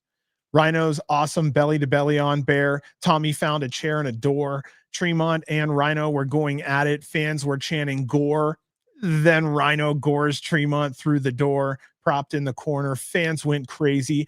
Bear comes in to face Tommy. Tommy has a chair. Bear hits a choke bomb and a cover for 3. Our winner in this match was BearDozer. And most of the fans, when I polled, had this like at a 97% chance of winning for BearDozer.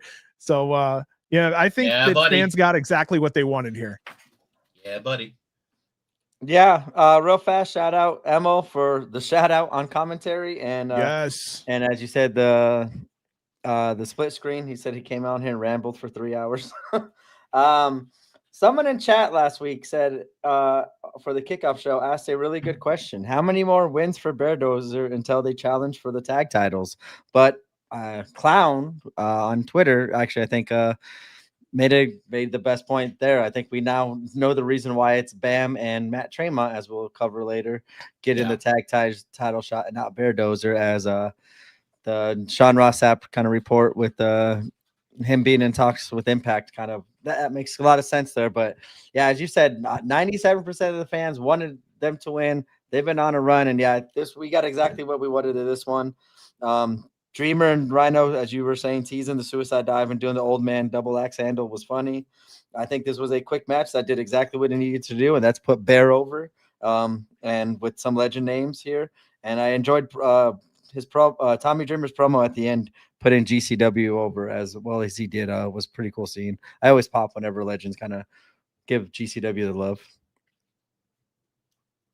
Strike one, John. I was the first tonight. We went almost an hour and a half. Yeah, I mean that's a good one. We're getting better. We're getting the pro. Fucks it up again. I do love when we get some validation. It needs to be said out loud, and it needs to come from the tops of the mountains. Sometimes, I mean, people need to be told, you know what you're doing down here is important. You fans are important. What you're seeing is a cultural phenomena. I hope you enjoy it. Those are things I like to hear. Mm-hmm.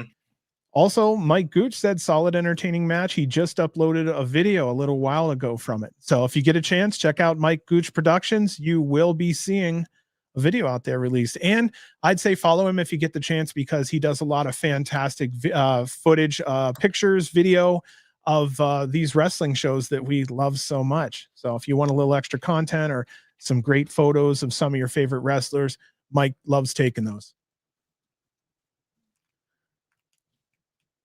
Sorry. Oh my gosh. Yes. Sorry. What a day, guys. I just didn't know if anybody else had to say something, and then I spaced out. I should have checked if I was on mute again. So holy shit, we saw Dreamer and Rhino versus BearDozer in a mall. That's what I was starting to think out loud.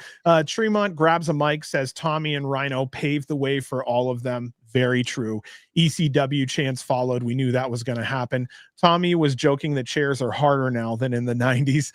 He says that GCW gets a lot of crap, but they are very respectful and they study this business. He said he won't stop until his body is done. I thought it was a great speech.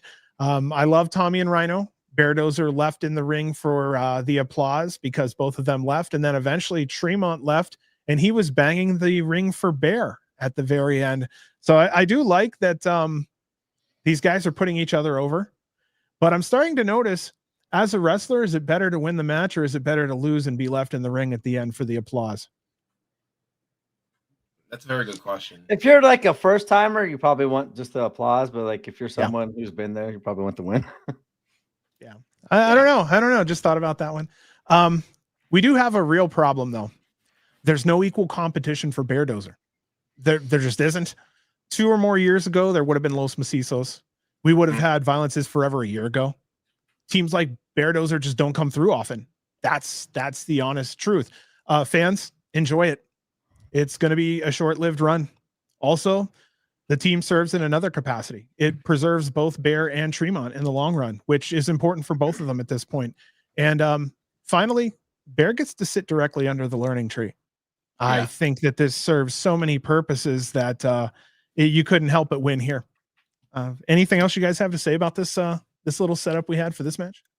It was a fun little match. It popped the nostalgia crowd. You know, it got BearDozer over a little bit more. You know, it's in a situation where the mall, where you really can't have the environment where you really want a Tremont or a Bear. It did what it needed to do. I mean, in the best way I can say that. So let's see here. Then we end up with a video playing showing an Atticus promo from Yarmouth, Maine 2 weeks ago. In this video, Atticus was saying he's bled buckets for GCW. Great point. He's done with Charles Mason and gunning for the GCW World Championship. Now, I believe these videos are playing because the same reason that Brant was reading down what has happened in the storyline. Basically, GCW are playing these videos to catch everybody up piece by piece on what's going on with this very important storyline tonight. And later on, in the show here, we find out why this entire storyline is so important, and the build between Mason and Atticus really does matter. Yeah, I think that was about it. Anything on the video? That was just a great, as you said, a great all throughout the night to build up to the main event to make it feel important, and why like this show is a big deal. And I really can't speak to these shows, these graphics that much, because being on the second floor, the echo was so bad, it distorted so much, I really couldn't hear what was being played. And also, I was directly above these TVs, so I didn't see any of these videos all night. So I was only hearing them through a distorted double echo. So, I really can't speak to any of these packages that we're playing. I'm down for a GCW Vandal 48 show, like WCW and NWO show sold out. I want to see like a Vandal 48 Vandal sold out show. I mean, we already had RSP Spring Break, so. Well. So here's an idea, because if we need the best shows of all time, if we pay attention to what Atticus has been saying, he said that he was going to turn some of the Outlaws into Vandals. And then later on this night, here comes AJ Gray, here comes Matthew Justice. My question is, are there more coming? And how many Vandals are there? And if there are, is this the wolf pack of GCW? I want to see a Vandal takeover, like how NWO did, just mid-show, just come out, push that Jordan Castle, Emil out their way, just start pull down the ring apron, maybe put up their own, or spray paint over the GC. Like, I would like to see something like just creative like that. This sounds like a collective show to me now. To do that, I think you would do that before the collective, like an LA show, like to kind of set it up. You set it up beforehand, but this sounds like a collective show. Oh, like a Vandal show. Yeah. Why not? Make it like. So yeah, is this the new NWO? Everyone off. You got like Jimmy Lloyd, Degeneration F. Yeah. I just Russo coming through said. I'm sorry. He's burning through for the chaos. I've been saying this for a long time, and I'll say it later when the main event. I love all this chaos. Now let's get smart for a second. These guys could take everything they learned from the 440 run, good and bad, polish it, and give us a better product this time. But like I said, it has to be different enough because of. Yeah. Okay, if I may.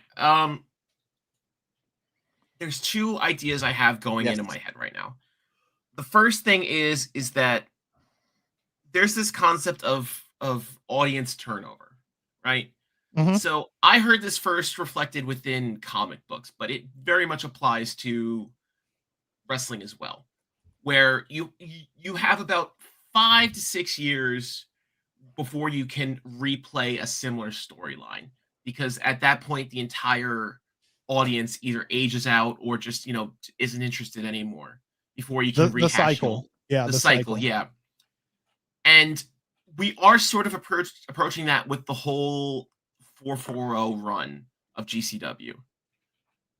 Now, there are some of the lifers like me, John B, who lived through that old, Spring Break 4 Run Ricky Run era. So they have to be different enough that us that have lived through all of it to say like, oh, this isn't just the 440 run again, but to call back to it, to say, oh, they did this before and they know how to operate now. I hope I'm making my point clear. Oh, I yeah. would, but as John said, I would like take the best out of it and use it like Atticus is saying. Like he wants now, like the reason he wants a championship is because he wants to correct the timeline that was screwed up. And I think like we could get a similar, like the best of what 440 did in that crazy time. Like that was like the best time. Bring Crow back, John. Could you bring Crow back up? Yes, but sir. I think like we could get it with Atticus's vision and like his way and storyline. I think they could take the best and do what would work and do it. I think Crow's point here is flawed because I think Freedoms and JCW are a different kind of run-in than 440 was. This could last a while. 440 was fairly well embedded into the standard week-to-week roster, where Freedoms and JCW was kind of more of a, one-off kind of, hey, we're here to do a three show run, and that's it. I mean, JCW not so much, but that's neither here nor there. But 440 and now Vandal, they're much more embedded into the fabric of the actual roster, where it's a different thing than just Freedoms running in and doing. Yeah. Yep, I agree. I think like he's gonna like rechange these, like how Effy's like, I'm the damn champion. I could call the shots. He's gonna be like, I'm the champion. We ain't doing this GCW like outlaw shit. We're gonna like do Vandal 48. I think I don't know. I like to see it with his creativity. I just what I'm excited by is we were having talk about the the Outlaws becoming Vandals. Do you know how interesting it could be if we start to get to a point where we're like, oh, we didn't think he'd be coming back. Oh, we didn't think, like, just getting those old people back for a while. GCW has been missing its teeth, whether we like to know it or not. It's been more happy, fun. Hey, do you like to wrestle here? Do you want to job out to the... No, I mean, maybe we need some more teeth, and maybe I'm barking up the wrong tree, but fans need to be reminded what put GCW on the map, and these are some of the faces that fucking did it. And so this is why... Sorry, go ahead. I was just saying, so I hope that the storyline is they have axes to grind. Like, look, you say you're the Outlaws. No. We're the real Outlaws. We're the unhirables. You used to say that's all you have here. Most of them you shoved out the door. Now we're back. We have something to say. We want to show you, what's went on from blah, blah, blah. And okay, go ahead. No, I was just going to say like Attic,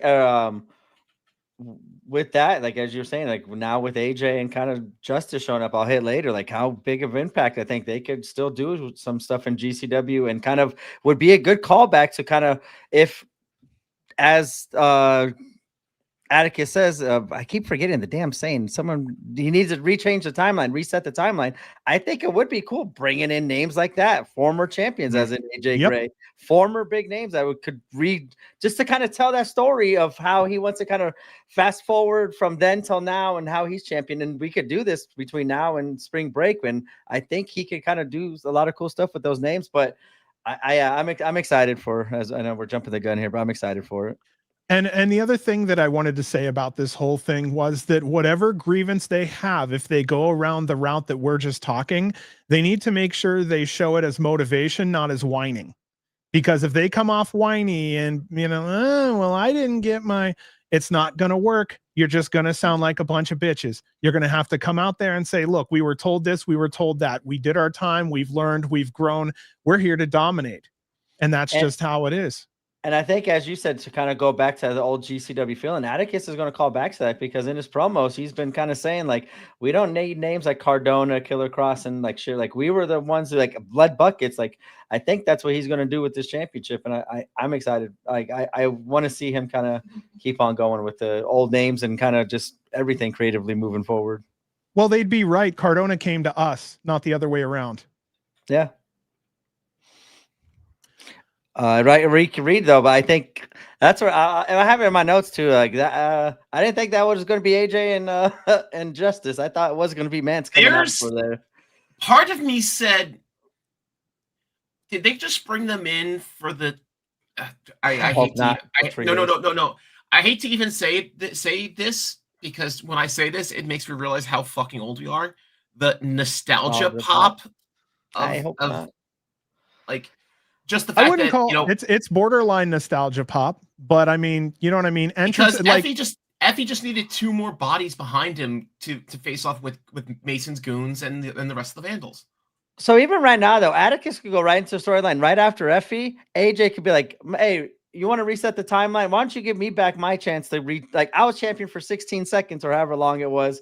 And like I didn't get it full time. Yeah. Like, why don't you give me the opportunity? Give me the chance. Like you could kind of build that storyline with all 3 members, and right away, that's another story right after Effy. Like Atticus could go through back in the timeline with some of those names to draw the nostalgia back. But I think it's as I'll get to later, I think in this AJ and Justice are way more than a nostalgia at this point. There's more room for SGC now that Effy doesn't have the belt. Yep. Trios later. There's a lot of trios going on here. A lot of faction warfare. I think so. Who's going to be first for Atticus? Effy. I feel like Mason. It's Effy already. Oh, I'm so sorry, Effy. But after that, I'm thinking Mason's got to be coming up in there at some point and being disruptive. AJ. I think AJ. I would go right from Effy to the AJ. I think that's the quick one. Let Mason kind of rebuild Orso. it. Oh, KJ. And I think KJ you could use later on too. Like, yeah, for sure he could be used easily. I like this too, getting a Bussy reunion going. And so my son actually said, he goes, I feel like Effy's better when he has his friends with him. Yeah. Now my son doesn't watch week in and week out, but as somebody who steps his toe in, watches for an hour and leaves, and I don't hear from him for another month, and then he watches, he may be right there. I feel like Effy's strengths can lie sometimes in some of his friends. I don't know. Speaking of which, I mean, Allie's getting dates and we haven't seen her, which is kind of interesting. A lot of us were banking on some surprise from her. We were even banking on maybe a heavy or a world championship, and we just didn't get it. Later. So later for her. Respect. Walk. Useless idea, but what do you say? I'm telling you, I had goosebumps, man. We're waiting for this. We're waiting for this. When does Cruel realize he doesn't need Mason's money? That's when the monster's unleashed. Oh, collective. Can we just get one Cruel death match in AC, please? Mason are being selfish. Drew Parker. Yeah. I just want Drew Parker around more. Can we get a solid one-on-one, just Cruel? And who? People. I don't care. Any singles? Anybody. They've done a great job with inserting him without doing too much with him. And I like that they're doing that. You know what I mean? He's not throwing topes to the outside. Like they're putting him in exact positions. And I think he's doing Cruel Dozer. Holy shit. You know, him and Tremont had a great run back in the day against each other. Yeah. I mean, they had that cinematic match on IWTV. So it's Cruel versus Atticus is another one someone's bringing up. That's possible. I'm going to bring this up just because I'm a fat guy. I love square pizza too. I don't know if it's the best. Detroit style's good though. Ban him. Like soup, like pizza soup. All right, next match was Mascarita Dorada versus Gringo Loco. All right, match 5 and an hour and 50 into the show. Here we go. Gringo has come back after a 2-month hiatus. Fans are happy to see him, and so are we. Welcome back, bud. Mascarita Dorada was El Torito in the WWE. He's one of the best smaller wrestlers out there. He has great gear, an awesome dark blue and black with a gold trim. Gringo and Dorada have a little flex off. Dorada got the upper hand early. He mocks Gringo's sexy time, then hits Arana. I like this guy's personality. He just seems to be comfortable enough to have fun, and that is something that goes over here big at GCW.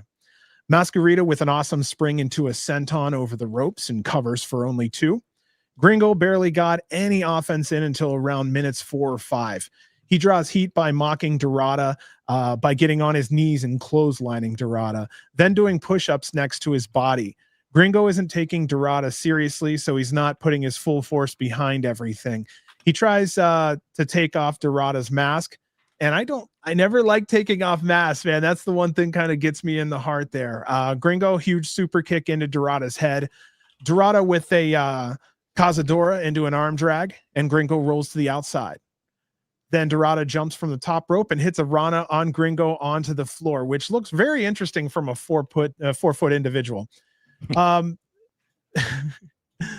Gringo had a slip on the top rope and he hurt his head a little bit. I was worried for him for a second. Quick there was recovery. a couple spots in this match where it just cringe inducing. So really, I saw that one. And I'm like, oh, he's really holding his head. I actually there was another one too that I think it was like the tilt-a-whirl where like I think it was that one or that Dorada saved it with the leg whip or a moonsault where he over rotated and hit his head or something. I forget what it was, but there was like another spot in there too where it just didn't look right.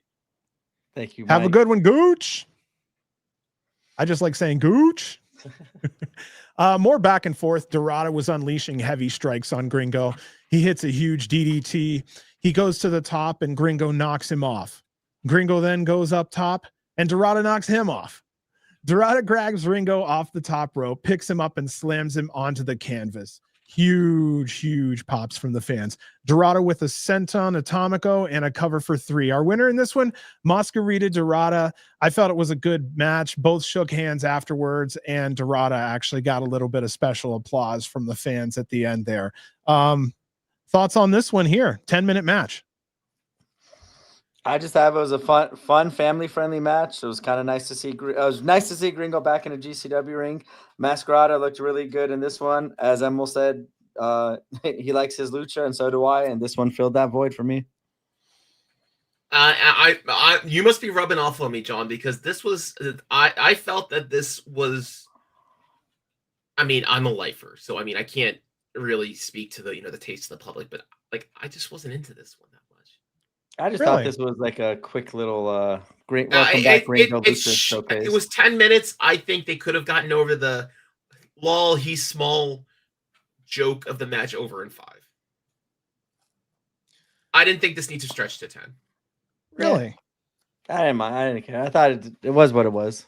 I feel like every match was short. Like even the main event, all that shit happened in 16 minutes. Yeah, but that was 16 minutes that felt like half an hour in the best way possible. This, I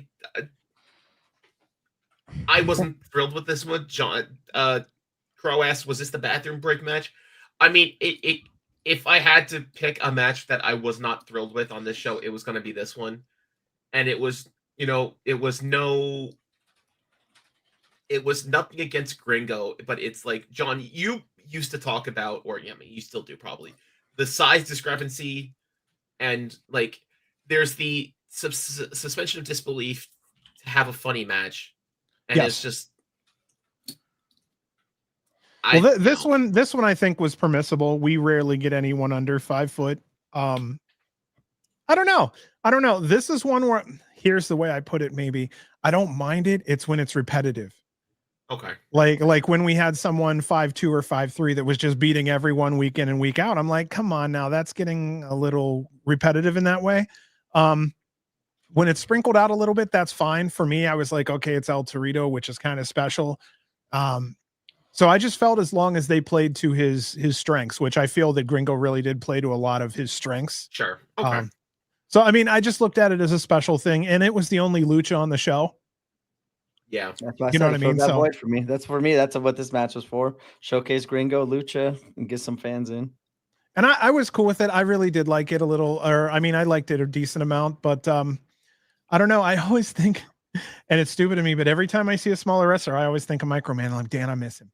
Damn, I miss Microman. Well, after this match, I'll just say again, the Game Changer World commercial. Thank you for posting that.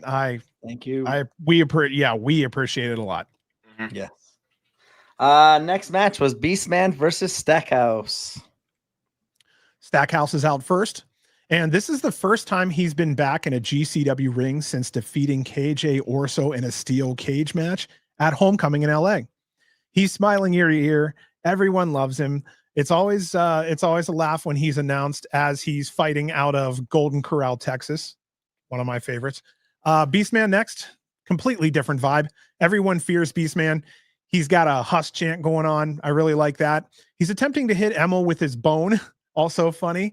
Beastman is in Sam's face. I wrote, it'll be a rough match. I knew some meat was going to fly here. Big meaty men bouncing meat. I also love Beastman's new gear, the white and blue with the animal print.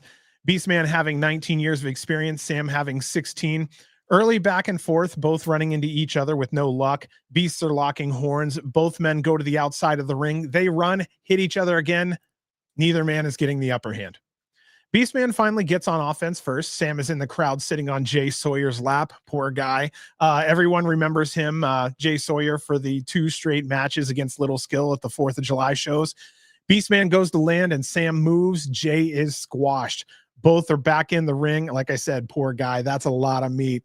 Sam is in control. Huge splashes in the corner. Beastman answers with a huge cannonball and cover for 2. Sam recovers with a spinning kick to Beastman's head. Sam picks up Beastman and ends with an impressive Samoan drop. Stackhouse takes off his shirt. He's flexing. Fans loved it, but he was serious. Beastman puts Sam on his shoulders and hits the biggest electric chair drop I've personally ever seen in 40 years of watching wrestling. Both men down after that move. Beastman tope onto Sam. Wow. A husk, says Beastman. Sam then answers with his own tope, which erupted into huge GCW chants.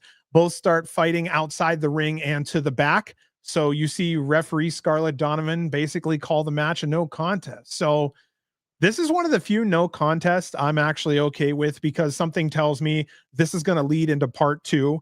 And it's obviously they're comfortable with each other, which means they're probably real close to putting down a super heavyweight classic. So, you know, I've said it before, if not anywhere but here, let's do it at GCW. I think we need to get on that. This was one hell of a taste tester for what's to come. And this match would have been completely unheard of 30 years from now. Or 30 years ago. We would have never thought that big men could even move like this. You know, Vader did a backflip and we're like, oh shit. You know, Sam has taken those out once or twice a match sometimes. Ditto. You almost stole my words, man.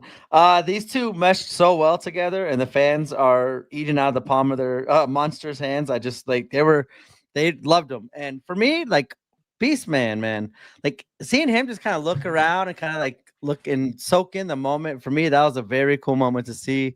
Saw a little different side of Beastman, and I don't think I've taken a bigger L on any wrestler than I have Beastman. Like, he's so won me over. Like, for this one, I didn't know he was that agile. Like Stackhouse, for me, like seeing him first doing all this shit was like surprising. Like seeing Beastman doing this shit and seeing both of them showcase their agility in this one was cool to see. I laughed. I loved how they started with the headlock, though. It's these two hosses, and we're gonna just start with the headlock. Was a funny way to start the match, but everything else was awesome.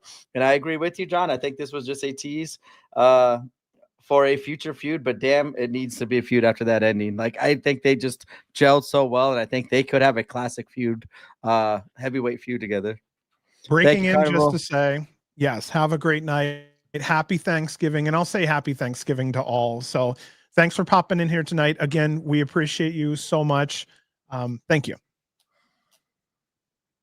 The video recapping Cardona and Cross mainly, it also includes the major players and Jimmy Lloyd. I only mention these little videos because B and I used to talk about having videos between matches, and now we actually have them between every... Yeah. And you know, it just ups production value. Everything looks better. And, you know, Ivan and others do such a great job. Yeah, fans win. Everybody wins with those. Next one was the tag match. Jimmy Lloyd teaming with Killer Cross, going against the major players, Zack Ryder and Brian Myers. I mean, Matt Cardona and Brian Myers. That was a good one. Major players out first, looking extremely cocky. Cardona holding that Juggalo World Championship he recently won. Lloyd and Cross come out next. Jimmy last seen at Cannonball Fest. So welcome back to Jimmy. He's in a GCF&W shirt. Cross's music hits and fans chant, "We want Cross." You were there, Frankie. Was that the loudest pop of the night? Probably. If not this one, I think it was Following the Main. But we need more Cross in GCW. It's insane how we haven't gotten more of him yet. Because, like I said, it's one of those things where we don't know how long he's going to be in the Indies for before he gets picked up elsewhere. And yep, he would bring eyeballs to the product just like Cardona did. Yep, absolutely. GCW faithful started Jimmy F and Lloyd chant. Fans are now chanting "We want Ryder" chants, and Cardona's yelling, "You won't get him." Cross and Cardona start the match. After all the shit talking online, both men finally meet. Cardona plays chicken shit heel immediately and tags in Myers. Great move. Cross gets the best of Myers, delivering 10 punches to the head in the corner. Jimmy then comes in and gets beat down by Myers. Here comes Cardona. He basically wanted to come in just to beat on a wounded Jimmy. Cardona wanted to get his hands on his old broski, but Jimmy got in the most offense here. Matt hits a clothesline. Brian is then tagged in, and he eventually eats a Cardona boot on accident. Cardona then is tagged back in, and Jimmy's been beaten badly. Excellent teamwork between Matt Cardona and Brian Myers when it comes to tags. I'm a big fan of frequent tagging. It keeps the men fresh, and it shows great teamwork. After minutes of beatdown, things turn for the better when Jimmy hits a surprise super kick on Myers. Cardona comes in and can't stop Lloyd from tagging in Lloyd. What did I say? Killer Cross. Hits Cardona with an ace crusher. Myers beaten in the corner and rolls to the outside.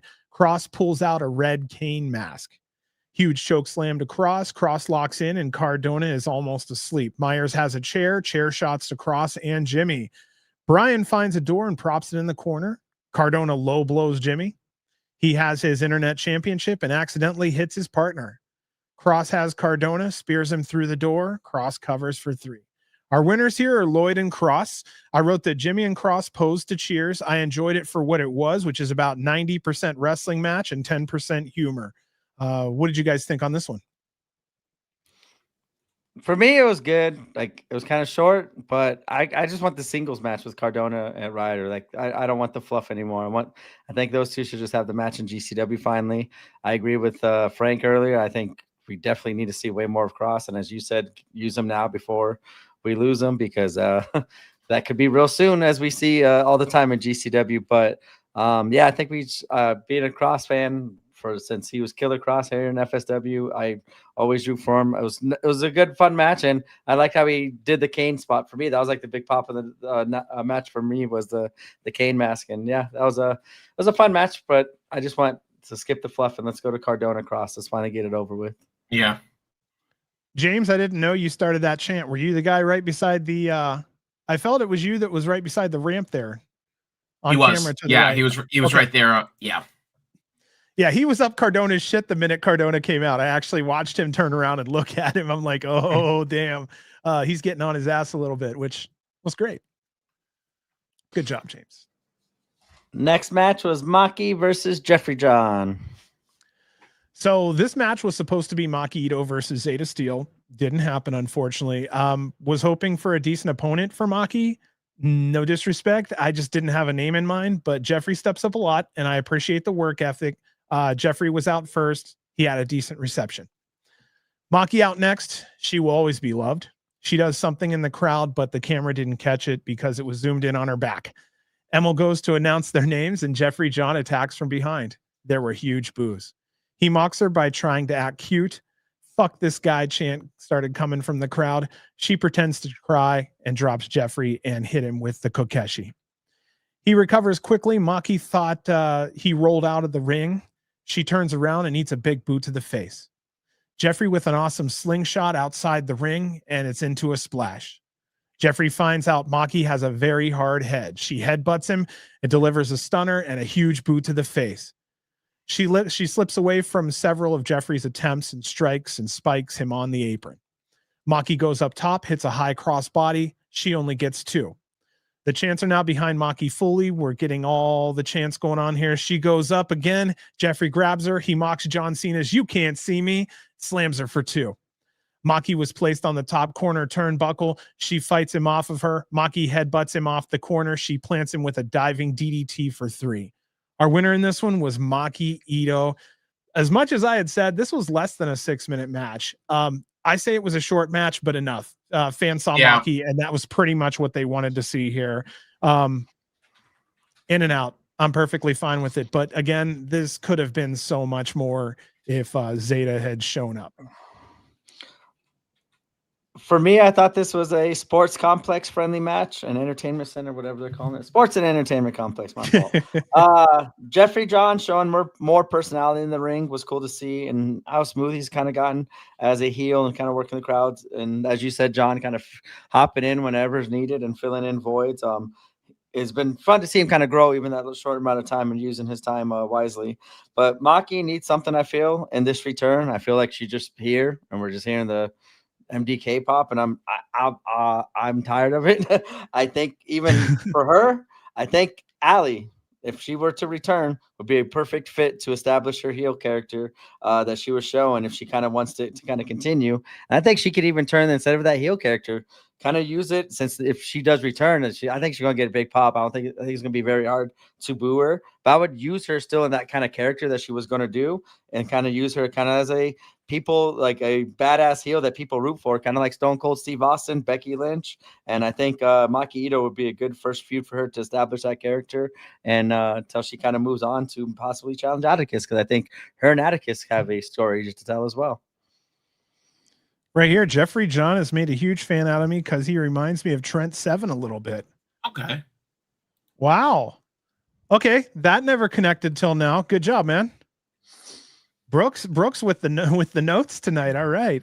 Screwball says, if Effy takes this loss poorly and comes up short in LA and spirals, Maki versus heel Effy could be fun.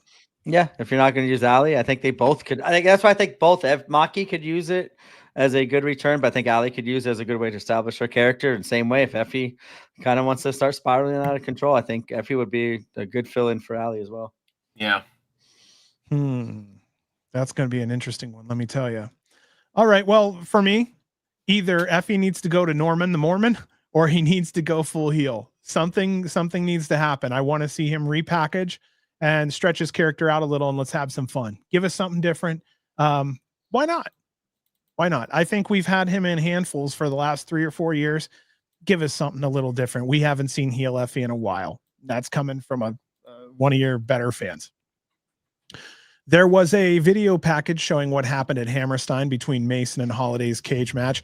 I forgot about Mason's picture-perfect elbow.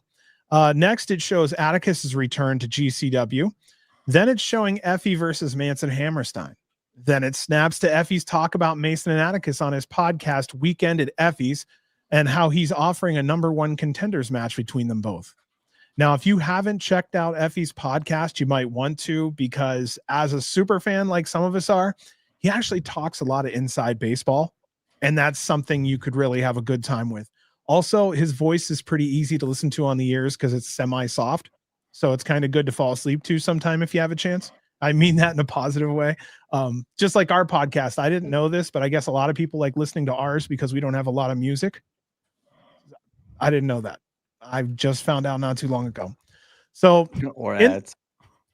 Oh yeah, no fucking ads. I don't think, do we? Or I don't know. No. We're not in control of that. It's because we broadcast live instead of it being like a normal YouTube video. It's a live broadcast. That's why there's no ads on it. People don't even think sometimes positive about of live. He said, "Is Effy upset with the pod? Saw his tweets today." No. Effy is not upset with any of us. Hope not. No. Heck no. He's got a big match coming up in LA, and he wants to talk about it. Plus, I got a message from him yesterday or today, so we're good. And I don't think anybody said anything bad. Gosh, did anybody? I think outside of saying it's time for a new champion because we were ready to, and then I believe I said he never really got the best handshake going forward because Hammerstein was so dead when he got it. I felt terrible for him, especially after all the hard work he put in. So I don't think anything bad was ever said. But again, now he's without championship, and he's got to now come I into mean, let's his be own. honest. All of 2025 is a big what if, because what if Allie won? Yeah. You know? So it's not easy. So, and same thing. I mean, he was handed this, and it's like you just make the most of it. And I feel that's what he did. And I don't know. I just think that he did the most with what he could. And if there's one thing he was, that was a traveling and defending champion. And I think he did that across eight different companies. More than so that. I mean, was it more? I was talking to Effy at American Dream just off to the side, and he was like, "Yeah, I defended it everywhere. I brought it everywhere. You know, I had more defenses than like he had the most. I think he finally ended up with the most successful defenses of any GCW champion." So he was at 39 or 40. Blake was at 41. So it would have been very interesting. I really, okay. So here's the other kicker. As big fans, Effy would have beat the record in LA December 6th. Oh, did he? No, that's when he would have. He would okay. have beat it in LA versus. Ooh, who was he in LA against? I forget. Nobody yet. Okay, so No, it's still up in the air? I think he is missing a couple of cage match defenses because Effy was telling me that no, he's had more. So yeah, not a surprise if they're missing a couple. Screwball's dead on there. So you know, they're always missing something. They do a good job over there collectively, but you know, it's hard to get everything. There's too many small shows all over the place to, you know, get all of them. Ishmael's on that shit right now with KJ. Would bring class and prestige to the title. I think there's a time for it, Ishmael. I agree with you. There is a time. I don't know about not Atticus, but there is a time. And we're going to wait for that. Unfortunately, longer than not. Yeah. Let's see here. I think we'll just anything else when it comes to this match, or you want to just move on from here? No, I think we just need to. I think we need to pick up the pace a little bit here. So not a problem. So Atticus released a video online where he spoke of different truths that he had within GCW. The first one, he said he took the rope that keeps Joey Janela safe and he cut it. And that's how Joey got crucified in the company that he played God in. Number two, Atticus wanted to feel the power Megan Bayne has, which he draws attention to the room, and he made her come face to face with herself. And number three, it's all about control. He made it very simple. That's what it's about here. He said he's coming for the title. A new era is coming where outlaws become vandals. Great foreshadowing. Yeah, not bad, right? No? No. Okay. All right. So let's just go into the main event. Yeah, B had to step away for a second. I just got a note from here. So our main event here for the GCW, just kidding. I'll just call it like it is. The GCW World Championship #1 contenders match was Atticus Cogar versus Charles Mason. The reason why I said main event is because Effy kind of runs in the middle of it. I was shocked that they kept this match to the very end. But after you know, we saw, I thought that they were going to lead with this. You know what? Old GCW Brett booking would, I think, open the show with something like this. Purely on a, you know, give the contenders a moment to breathe and let them stew in the back for the entire show before the main. Tournament style. Give them a little breath before they go out there again. But the fact that they kept this until the semi-main made me think, okay, there's going to be some fuckery involved with this. I just don't like the fact that it means that the first person, the person that won is winded. I do like the separation. I'm surprised you said that before. Like, that's a good thought. Maybe that was literally how Hammerstein was. Like, I thought Hammerstein, the first match was Effy and Allie, or at least very high up on the card was Effy and Allie. Yeah, I can't remember if Scramble started that one off or not, or was that like a pre-show type situation? Or kickoff. Sorry, kickoff, not a pre-show. We don't do pre-shows at GCW. We do kickoff shows. The pre-show is the show. I still like that. James said Frank and I got to talk to Atticus after the match and show. It was great seeing him emotional. The moment meant so much for his career. Rocket ship time. I saw him. Yeah. I saw him walking by, and I didn't want to be, you know, get involved too much. I just want to say, you know, I said, you know, congrats, thank you, and you know, I went on with my way just because he probably had way too much going on. I didn't even want to get involved with that too much. So. Well, I'll just go ahead and start reading it off. I'll roll through all the way to the end here. There's a lot of reading anyway, and it'll just make it easier and quicker on everyone here.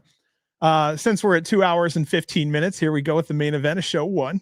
Show 2 will go quicker. I'll just tell everybody that now. You know how our second show, we've said what we wanted to say on the first half. Okay, so Charles Mason was out first. Great reception. Atticus is out next. Same solid reception. Very interesting, kind of even here to a degree. I feel like Atticus had a little more of an edge because I think the music kind of pushes fans a little more. Mason comes out hot with a kick to the face. Atticus turns a DVD into a destroyer. Both fought outside momentarily, but eventually made it back in. Cogar's early pin attempt gets a 2. Both exchange fists back and forth. Mason slams down Atticus for a 2 count, then grabs 2 doors from outside the ring. Atticus picks up Mason and slams him through the first one. Atticus goes shopping for chairs under the ring. We're both biting each other's heads, I put at one point. Mason hit a fisherman's buster through the door bridge. Effy's music hits. I loved his purple jacket. He said, as a fighting champion, he requests this to be a 3-way. So this match was basically kicked out at 5 minutes and 15 seconds as a no contest. And now we have a new match, and it'll run us into our main event. B, you want to announce the main event, or how you want to do it? Main event turned into a triple threat. Mason, Atticus going against the defending Effy. Effy is now involved.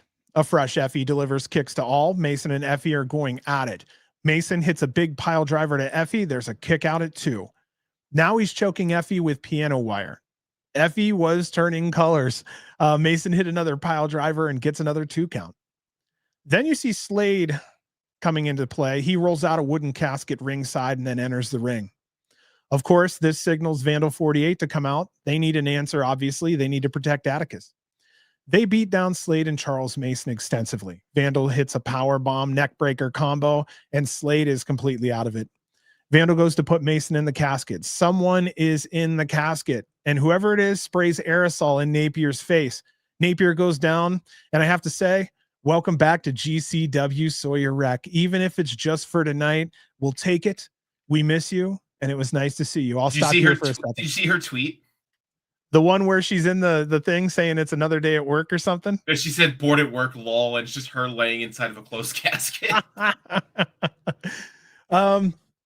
Otis is the only one still standing in the ring. Sawyer has Otis's attention.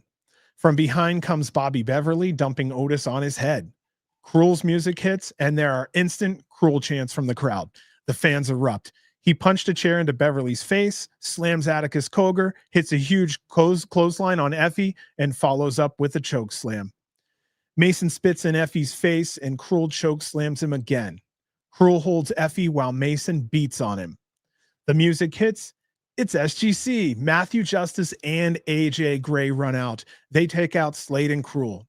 Pantera is playing the whole time as SGC cleans house. Cruel's taken out. Effy hugs SGC. It's chaos, and they all fight to the back. Now all 3 men are left in the ring alone. Fans start chanting GCW because it was almost like a breather, and now we're reset back to where it was in the beginning, just all 3 men staring at each other. Mason and Atticus agreed that they need to weaken the champion. They take turns beating on Effy. Atticus hits a low blow on Mason to try to even it up just a little bit. He goes for the cover, and Mason breaks it up with a missile headbutt. Mason gets air raid crashed onto Effy. Atticus has skewers and pounds them into Mason's head and slams him into the casket, and the lid goes down. Now we're hearing new champ chants from the crowd. Very interesting here. Effy hits Atticus with the championship in the head. Pause. That's a heel move. Pause. Yes, sir. This was the moment I realized either A, we're gonna watch the heel downfall of Effy over the next 3-4 matches, or it was gonna happen then. As soon as Effy started using the belt, we knew. I knew, and at least the people near me said, "Oh, okay, we're doing this, aren't we?" It was either gonna be we were gonna have that, that heel downfall of Effy, or it was gonna be tonight. And I wasn't ready for it to be tonight, to be perfectly honest. We've talked about how we thought Effy's run has been too long. But even in the moments, like, I don't want this. I don't, do we want it to end like this? So in the Effy situation, I just feel like Shotzi should have been hot shotted for a while, and I feel like Cross should have been hot shotted for a while, like B said on the last show, and then give it back to Effy, like a total reset. He only misses it for 2, 3, 4 weeks, and then he's got the ball back again. Heal up that knee, get back in fighting shape, and then back out you go with. And again, mentally for the fans, it's always a reset. Now I know it's just a championship, but that's a mental reset for the fans. And this is where, I don't know. But again, it's funny that you mentioned the heel situation, because again, he hit Atticus with the championship in the head, which is usually a heel move.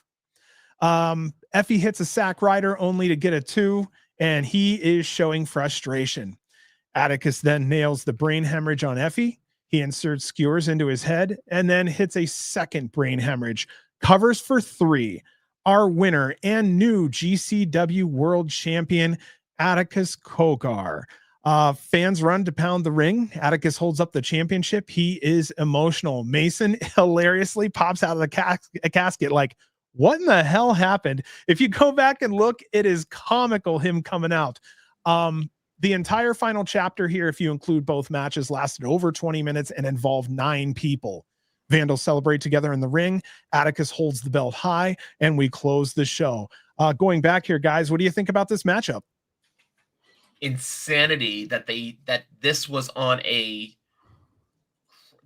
show that was so not the GCW faithful. I mean, in hindsight, it kind of makes sense, because you're thinking, okay, you want to expose more people to the highs and the lows of the product. But in the moment, it's like, oh my God, they did it here. Yep. Which there was always that thought of, once we saw they were going to set up the matches similarly to how Effy won at Hammerstein, that thought in our head, and even in our group chat, we thought, are they really going to pull the trigger at the mall? And we thought this could have been stretched out in one more match or so, but holy shit, they pulled the trigger on it. So I was surprised, because I felt that if you're going to be in the general public, Effy shines as a face. Don't do it there. Also, when you're in public, generally, I don't like seeing the heel win, because that really sends everybody home like, okay. Yeah. I would have held that I would have let Effy beat the championship of Blake Christians in LA, and then hand the loss afterwards. Fuck, you could have had a surprise main event and had Atticus take out Effy there as he's tired. So, I mean, I saw possibilities like that. Like I said, I see where Effy could move on, but at the same time, I really did kind of want to see him at least beat that streak. I don't know. This is how it went. And now we got to look forward to a second run down the road. That's how I look at it. Fresh start. Anything else before we haven't even had B talk yet. I'm so sorry. Shit, man. No, you're good.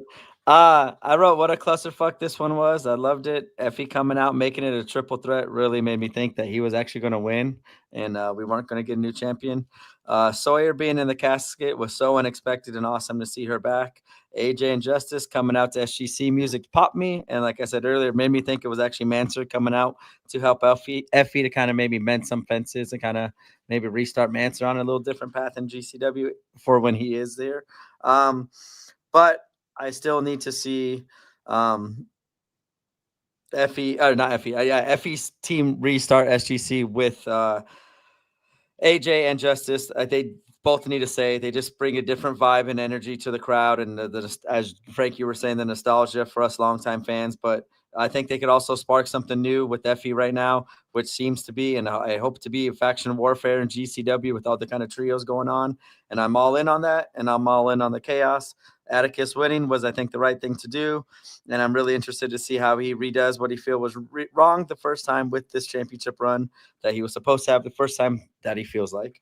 And time for him to reset the timeline, and I'm looking forward to it. Nice. Well, so I'm going to go through these two things real quick, and I want to hear what you guys have to say about it. But he said, I can't believe they cheer Atticus as if he's the hero. He did villainous things to people. James Noder comes in and says, Atticus was not a heel in that building. So let me talk to you guys and ask you, is he being treated like Nick Gage or Stone Cold, where as a bad guy, he's loved? Yeah. Is this the Stone Cold treatment? But I also think like he's also been doing the most stuff online to kind of get Yeah. the fans interested. So Media matters. Wow. I don't know. I see it as such. If he wants to go over as a heel, I don't know. He's liked. He's in that cult category. Yeah. Clown says the anti-hero. And Yeah. Fajita said they rushed and pounded the ring. Yeah. And This one is- thing for me, Yeah. like why I'm happy it's Atticus. No offense to Effy, not saying he doesn't have the same feeling, but I feel Atticus, like when he won that belt, you can see the emotion in his eyes. Like this is something like GCW is like, I think he's pissed that he left and kind of cost himself this time and everything. So I think this championship run's really going to mean something to him. And I feel like he elevates GCW, like he puts GCW on a pedestal. Like he treats it like it should be, like how we kind of treat it. Like this is our thing. Like we kind of don't want the outsiders coming in too much unless they're here to help. And he's kind of wants to weed out those people that aren't here to help GCW and kind of keep on promoting GCW for the lifelongs and people that have bled gallons for him. So yeah, I want to see it kind of keep going. I want to see what he has for the future. The one guy over there kept saying AEW is better than WWE over and over. And I'm like, oh, that's a mainstream wrestling fan. So I had to get him out of here. Okay, bye. Yeah. See you later, buddy. Yeah, right. I'm sure there is a great podcast out there for you. Everything he said to fans has been nothing but the truth. Atticus deserved to be champion. He said, what was Bobby Beverly doing there? You know, Bobby Beverly just shows up. That's Bobby. Yeah. I think that's what we've learned. That's like the cousin that you can't always count on, but every now and then he'll show up and you're like, Bobby. Good to see Bobby. I think that was basically the end of that right there. Are you wanting to take just a quick break real quick? Frankie, are you staying with us? Or are you heading out? I know you're sick. Yeah, no, I've been fighting a sore throat. So for me to actually get through this whole show, I don't think it's Thank you. but at least I wanted to stay on for the show I was actually at, so I could at least talk about that. So No, dude, it's appreciated so much. Just you made the kickoff show successful. And I'm sure that all of us can really agree that we couldn't have done it without all the work that you put in hours before we went live. So thank you so much for that. you're very welcome, guys. I try to do as much as I can, but I'm trying. You probably saw me yawning the last little bit. I'm trying to fight this off, but I think don't sweat it, I think brother. the cold's actually getting to me now. So I'm gonna punch out here. Thank you Yeah, so man, much, sorry, Frankie. man. I didn't hear any of that conversation. My headphones busted. So Yeah. Oh no, really? I got you now though. You good? Got busted. Like I just didn't. I lost you for a minute for some reason. Oh shoot. Okay, Yeah, well, feel better, Frank, man. Frank, for feel everything better. you did this I'm gonna weekend. punch out here. You guys have a good one. Enjoy talking about JCW. I will. It will be I'll quick. probably be in the chat, but I may be in La La Land. So It'll be quick. Thank It'll you, be man, quick. so much. Take care, brother. All right. Alrighty, here. Let's move you over. Do you want to? Let me remove him and put him in here instead. All right, now I can. Sorry. There we go. Ah, Jesus, I can't move. Look, we're on our original sides now, OG style here. You're on my left. I love it. I love it. All right. So you want to? I actually do have to take a quick break. It's been 2.5 hours. All right. Yep. If I'm so sorry, man, but I got to real Dude, quick. if I that's don't have a okay. lot on JCW. I got like the big strong notes on like the stories, but I don't have a lot of notes on JCW because I had a weekend myself. It won't be crazy, guys. Yeah, let me go ahead. It's Thanksgiving. Instead of doing a 3-minute cookie, we'll do the 2-minute turkey. How about that? So I'll go ahead and get that started right now. I'll see you guys in about 2 minutes, 2 minutes, 20 seconds roughly. Clown sending everybody out of our chat here.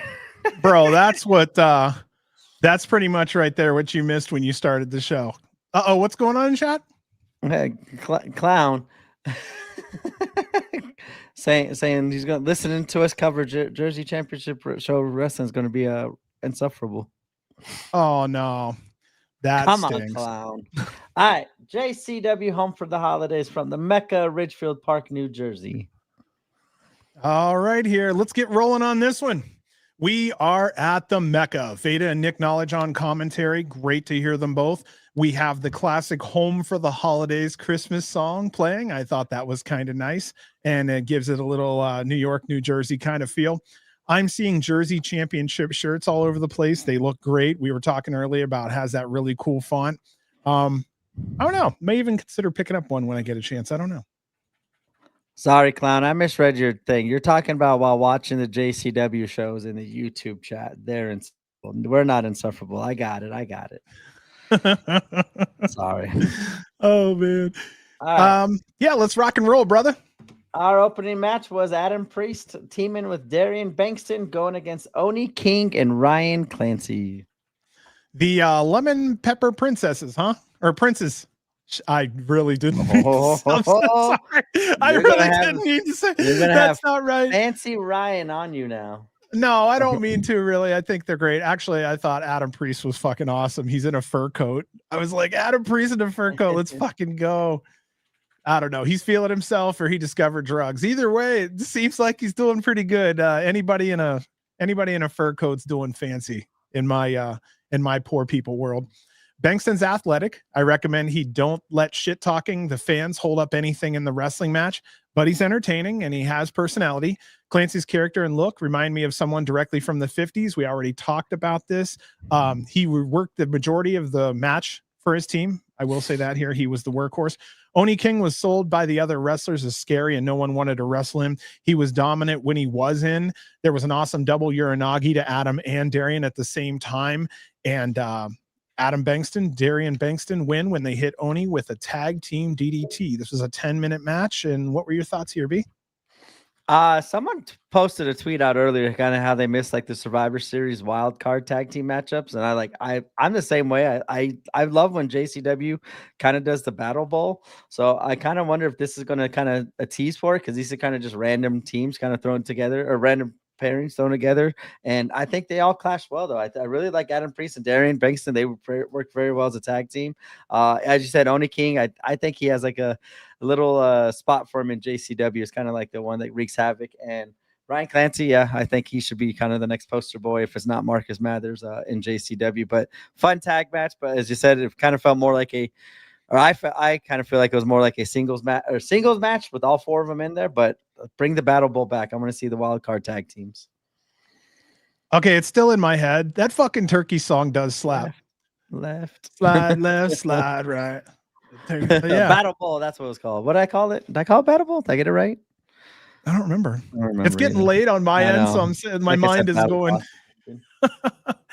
All right, that was that one. Next tag team, next match. Holy crap, it is getting late. Next match is another tag team match, as it is Nixi XX teaming with Valentina Rossi going against Kenzie Paige and Kylie Alexa. All right, Kenzie and Kylie are posing with their backs to hard cam. I like the heel work from both of these women, and I've stated that many times before. I think they're playing nice in this match. They were more of the faces. Both Kenzie and Kylie are NWA regulars, both also returning to JCW after an amazing showing in the Luna Vachon Invitational. Kylie has shown more personality since the last time I seen her, and it fits her well. She gave attention to a little girl, and I think that's where Kylie shines. Kenzie's mean, and when she wants to, does it so well that it's hard to find others who pour it on that thick in the industry. The team of Nixi SS and Valentina Rossi out next. Rossi is draped in fur, and I'm thinking, isn't that Adam Priest fur coat from earlier?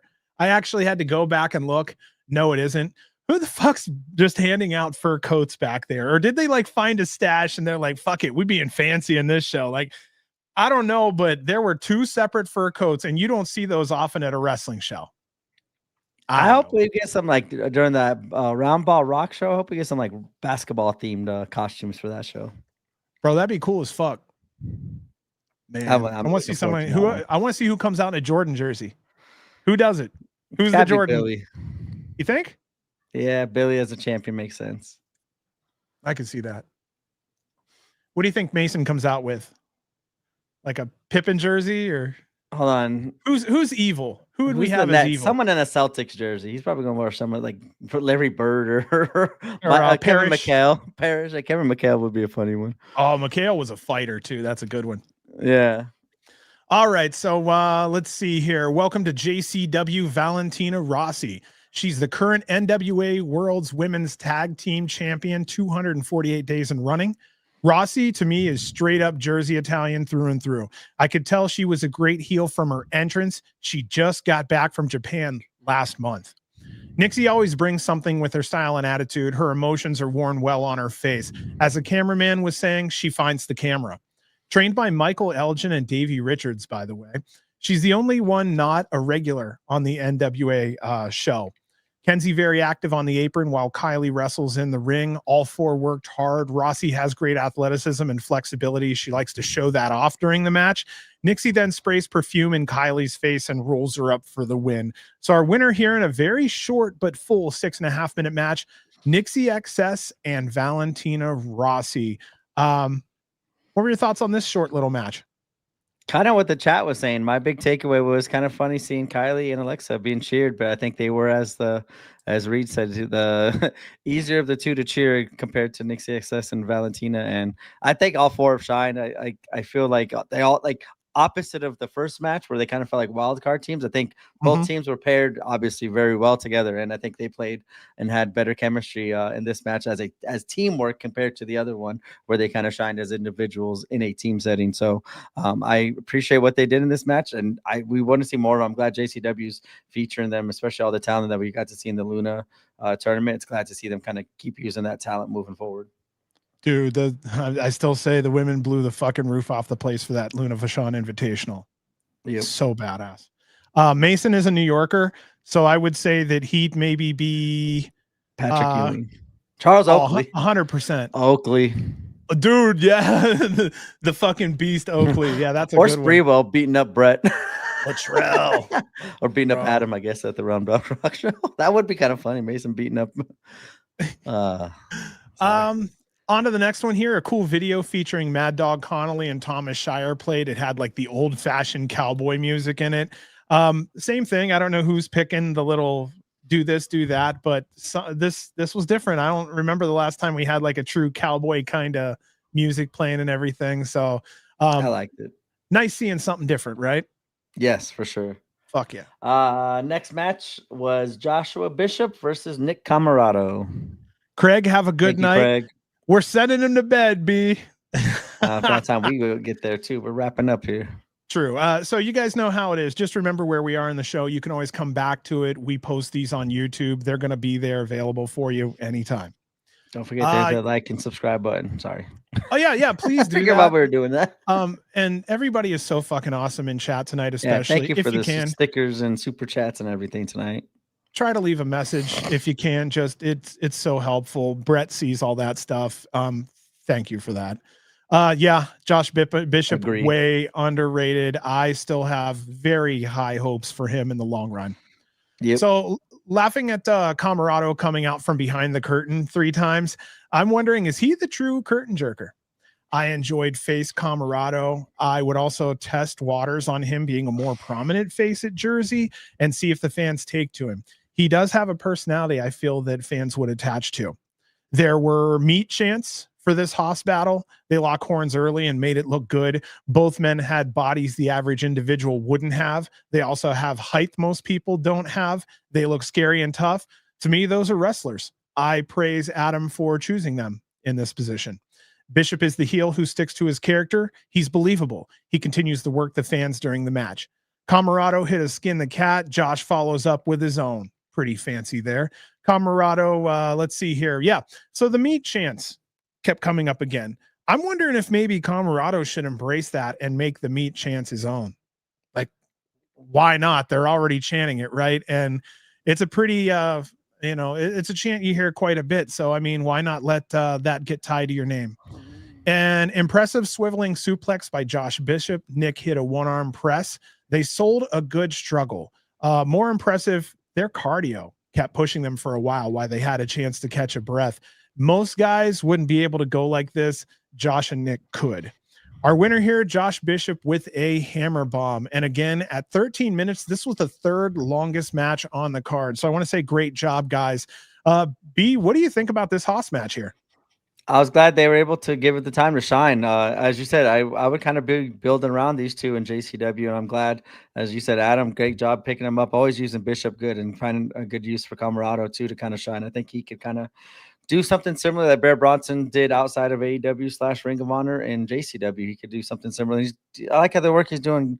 They're putting him in perfect spots for him to succeed in matches like Joshua Bishop and kind of being the Haas and muscle around everywhere. So I have great booking between the two, fun Haas battle, and I want to see more of Bishop kind of booked a little bit stronger and more like get some wins. And I think he could be a presence known in JCW for sure.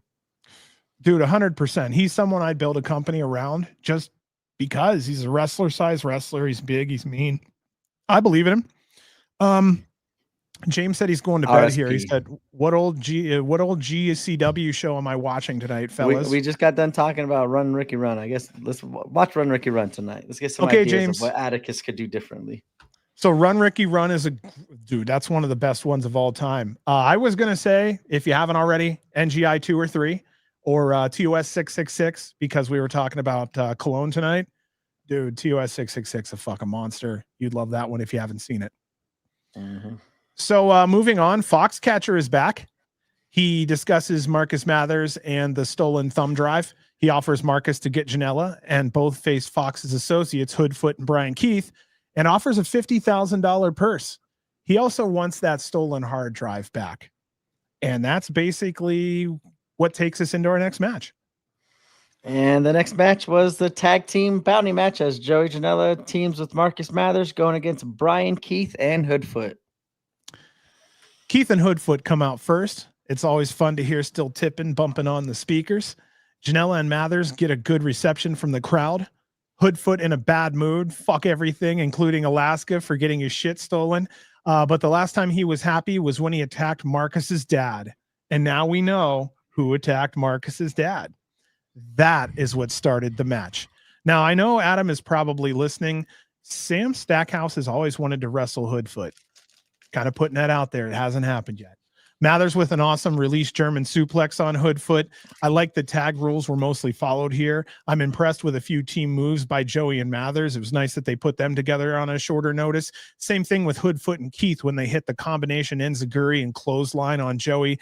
Then a Yakuza kick into a suplex on Mathers. However, that wasn't enough. Our winners here, Joey Janela and Marcus Mathers, when Mathers hit a 450 and covered for 3.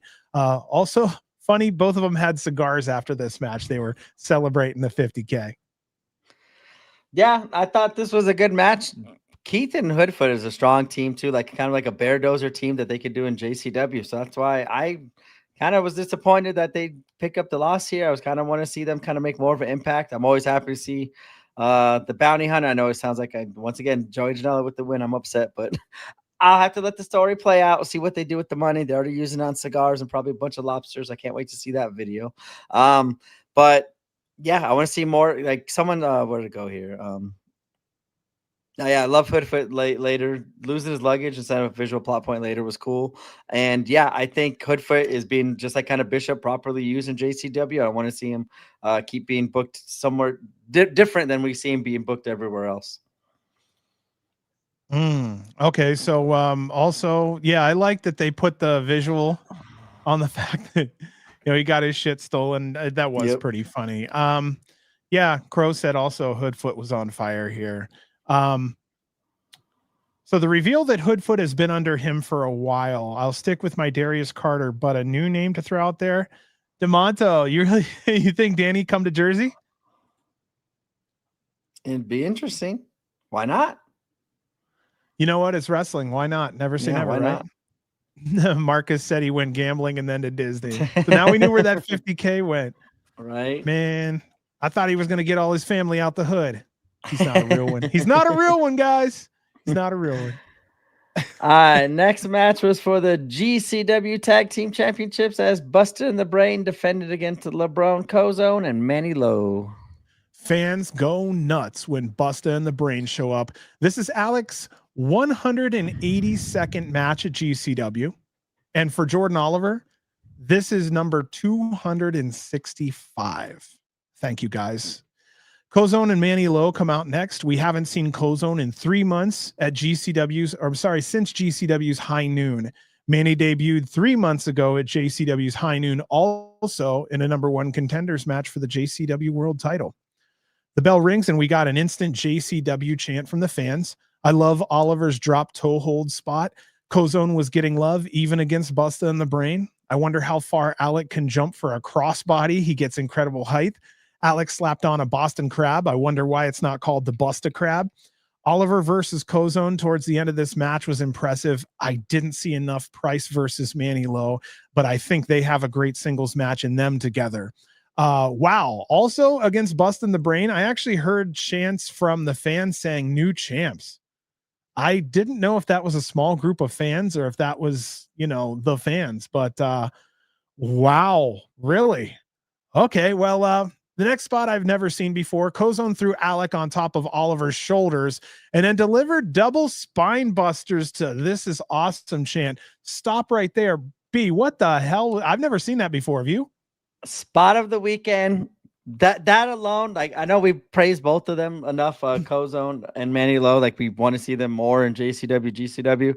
That spot alone, holy shit. Yes, that is a spot that I need to see more of, or more creativity, because for them to pull it off, like, he did it so smooth. It wasn't like that, sometimes it takes a little while to set up and you need help. Like, no, he's just like, here you go, get on top of him. I got you both, and boom, and they both sold it perfectly. That was awesome, man. Dude, I'm gonna tell you, there's something in there. Well, okay, what I wanted to say, but I didn't write it down here, was I feel like if you broke these guys down into singles matches, they'd put on some dynamite matches. Alec versus Manny Low looked so good when they had a chance to get together in this tag team match. And then Oliver versus Kozone was fantastic. Business picked up in the last minute of this match. Busta and the Brain were flying everywhere. Kozone was sent to the outside, and then there was a team acid bomb on Manny Low. They covered for 3. Our winners here, and still GCW tag team champions, Busta and the Brain.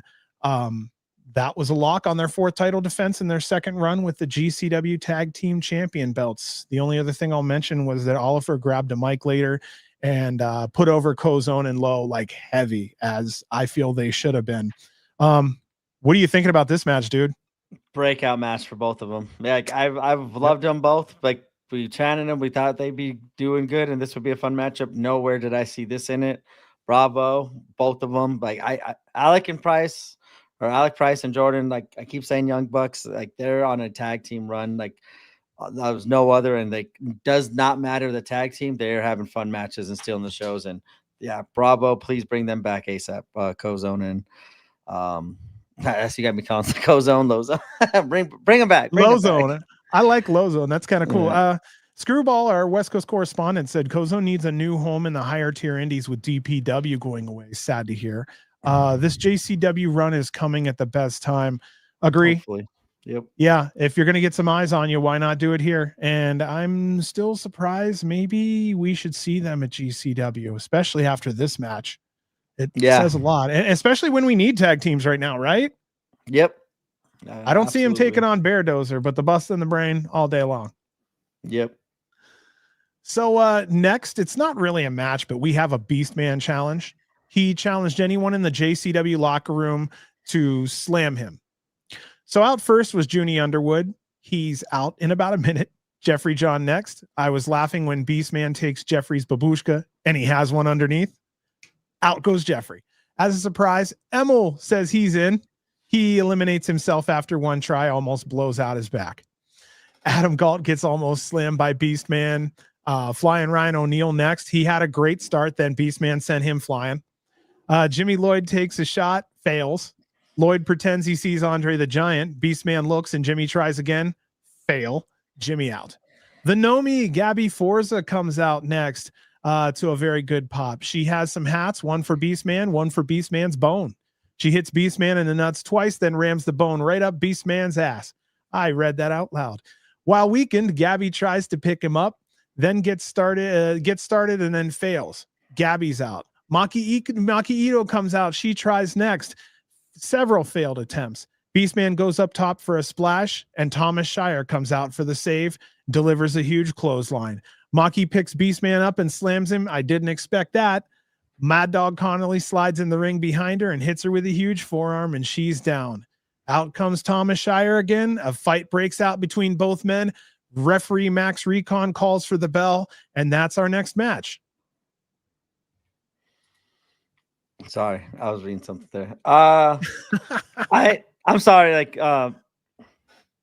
I was happy. Like, I guess Maki did it. I would have done Clancy, or as someone that's a better answer there, Stackhouse, or as Beastman, not even losing it to kind of show the monster. Maybe next time they'd run it again, and this time Stackhouse does it, or Clancy gets close and then it falls on him. And then we need the monster. Like, I would have built it up too, but Maki went and kind of like ruined it for me because like I don't think, even though I think she needs something new, I don't think this was it for her because I don't think her and Beastman are going to do something in JCW. Maybe they do.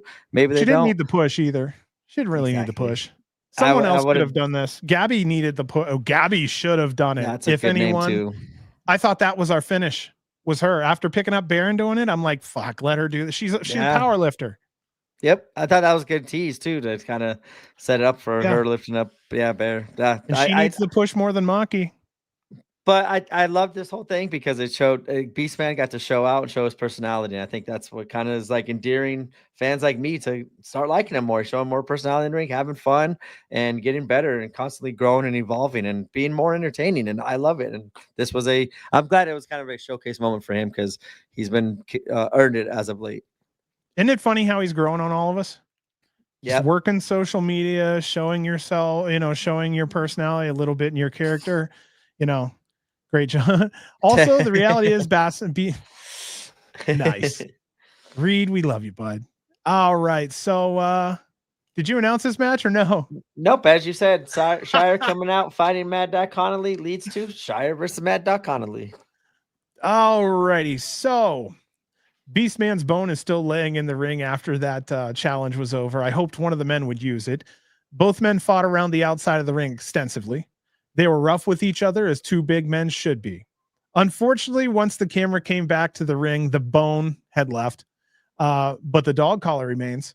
Shire took off his belt and was using it on Mad Dog. He was whipping him on the feet. Have you ever been like, anybody ever hit you or whipped you on your damn feet? Like one of your little brothers or something like hit you? Oh, dude, getting smacked, get hit with a leather belt in your feet. It's a pain you never had before, bro. Yeah. Anybody with a rough upbringing might have got their ass whooped a couple times like me. Man, we used to get in like, the brothers. Yep. See, my ass. Oh yeah. Well, hey, it is what it is. So yes, Shire took off his belt using it on Mad Dog. Now we're back into it here. So Shire goes to hog tie Mad Dog, but he fights away. Mad Dog was whipping Shire with his own belt.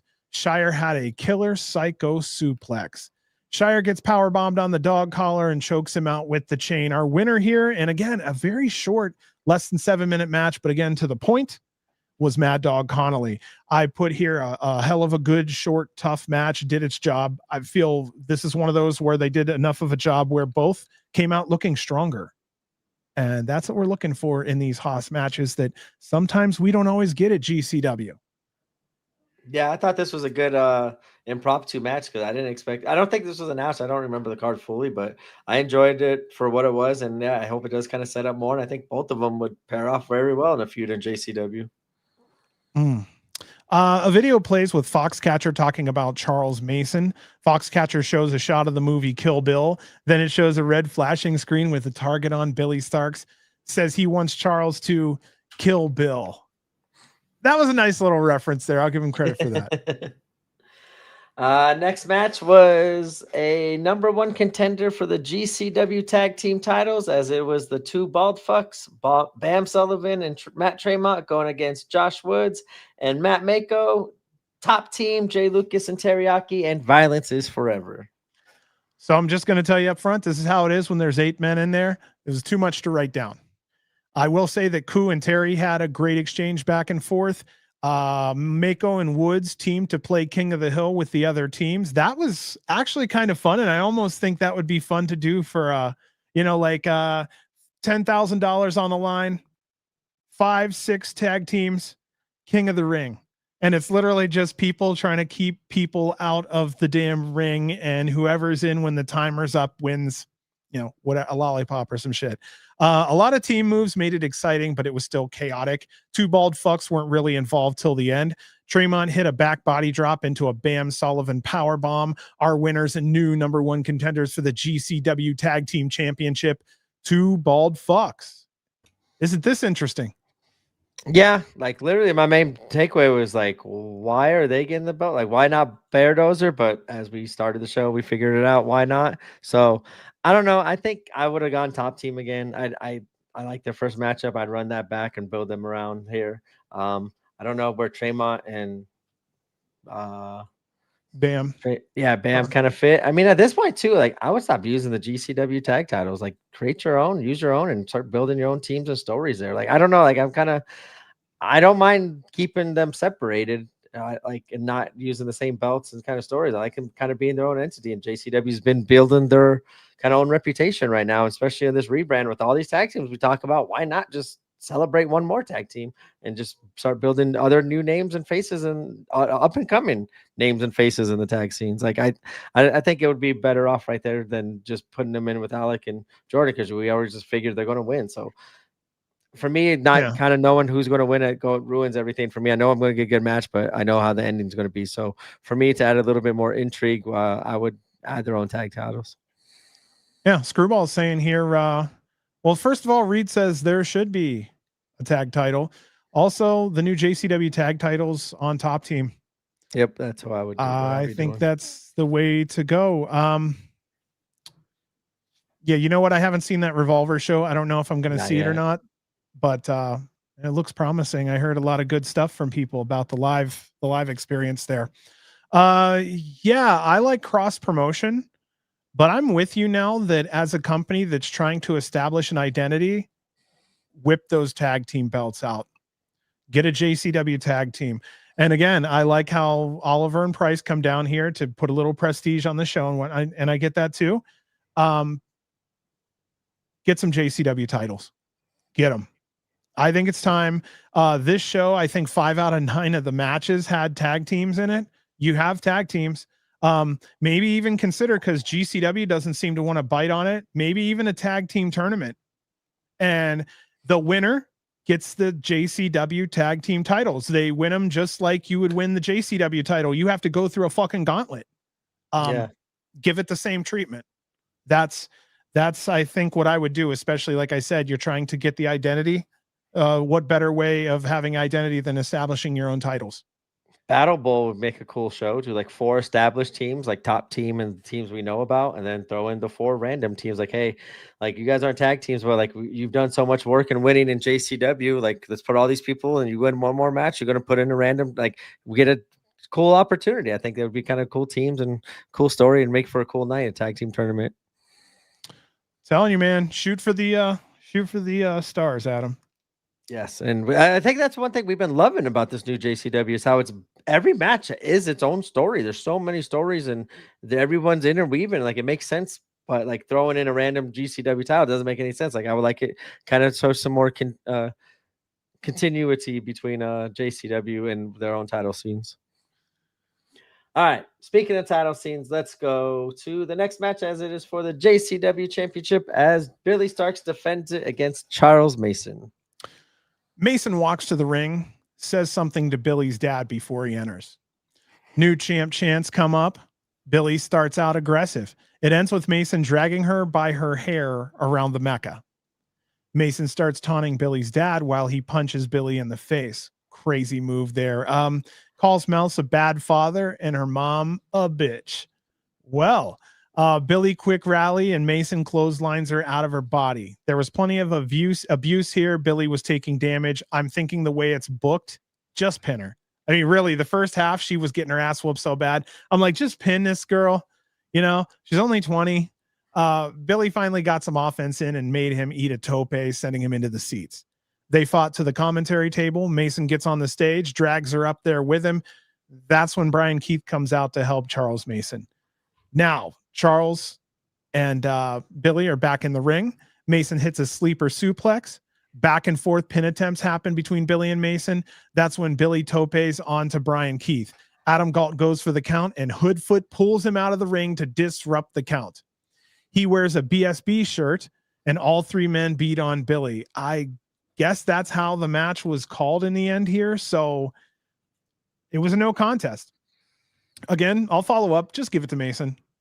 We have to remember that this will define Jersey's championship right here. Is this a company that likes real size wrestlers or like similar competition?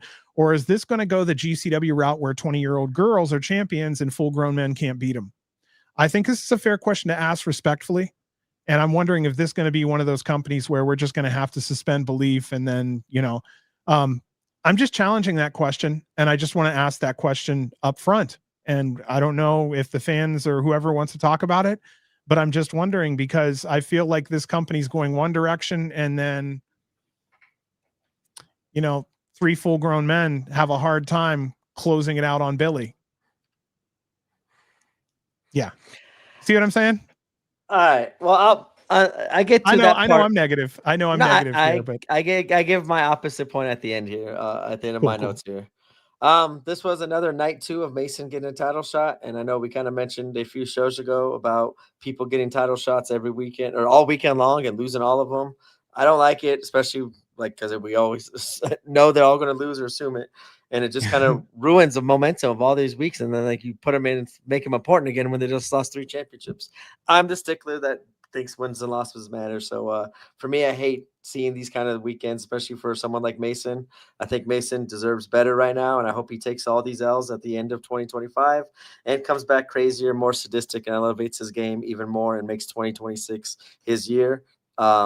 Going back to Billy, as we were kind of saying, I think this is a great start to her JCW championship defenses, and I kind of want to see what moves happens at Round Ball with her and Mason one more time, and she also has to kind of confront Hoodfoot, right, after the betrayal of the Big Billy Starkz brand. So, yeah, I'm interested to see what kind of happens. I think Billy has a long history in JCW, so I think she could do a lot of stuff. While I think Mason could do the same. I kind of want to see her kind of get this run right now. It's kind of the whole situation regarding the belt and kind of seeing it. I'm happy to see a TV talent like Billy in JCW and in these kind of big stories matchups. Oh my goodness. Oh yeah. Reed Harris Cooper said, I'd love to see a BSB reunion. Yeah. Pete Rock's ready to fight me. Screwball is making the prediction right here. West Coast says, I think Mason wins the I Quit match. I'm for it. I mean, I don't hate it. Like, I hated the ending here. Like, we kind of talked about the no contest. I hated that one, especially like it's a title match. Like, it's Mason. Like, I don't know. Unless they're going to make it like a specific thing. Because like, why is that one interrupted? And that's a damn title match where all these other ones could go on forever and do a bunch of crazy things. I don't know. Like, that's where I kind of originally, when this JCW title was invented, I kind of wish they would establish clear set rules for it to differentiate itself. And maybe this is something that could still happen down the line. But I didn't like the ending for my taste for a lot of reasons. But I am excited still because I hope Hoodfoot and Billy kind of are able to tell a story, and I think Billy could tell a lot of cool stories with being champion in JCW. Our next match is Lee Moriarty versus Gringo Loco, the main event. Let me get in here real quick. He said, I can suspend disbelief that can pin Mason's shoulders. I can't see Mason quitting. Yeah. So same thing. Reed said this may come down to available bookings. Yeah, I know. I don't know. I see Billy benefiting because Billy's on TV, so when someone goes to watch, they're like, well, this is Billy's company. Come down here. She's a champion, I look at it that way too. So I look at it both ways. Okay. So Nick Knowledge said both men's have the skill to thrill. Thought that was cool. Gringo and Lee start off early in a chess match, neither man giving the other much room for error. Gringo starts working on Lee's shoulder, and Lee is just taking that punishment. Outside the ring, Lee's letting fans whip him into Gringo Loco. They get back in the ring. Gringo finally gets back under control. Lee is not getting in much offense in the first half of this match. Gringo was our dirty player tonight. He's our heel. He's putting Lee through the ringer. Gringo puts Lee in the Texas cloverleaf. Both men go down. After both men finally do get up, Lee gets in some of his offense. Gringo hits a Styles clash. Both are in the corner. Gringo Spanish fly off the top rope. We had this is awesome chance. Lee has another breath. getting in his offense finally. Lee with a devastating Porter City stretch and doesn't let go for about 20 seconds. Moriarty then starts to attempt pins. Gringo does the same. We had a tit for tat back and forth. No one's getting 3. Eventually then Lee executes a Cazador into a European clutch. He finally gets that 3 count. Our winner in our main event, Lee Moriarty, in 15 minutes and 54 seconds. I just wrote here at the end, solid wrestling main event. What are your thoughts on this one?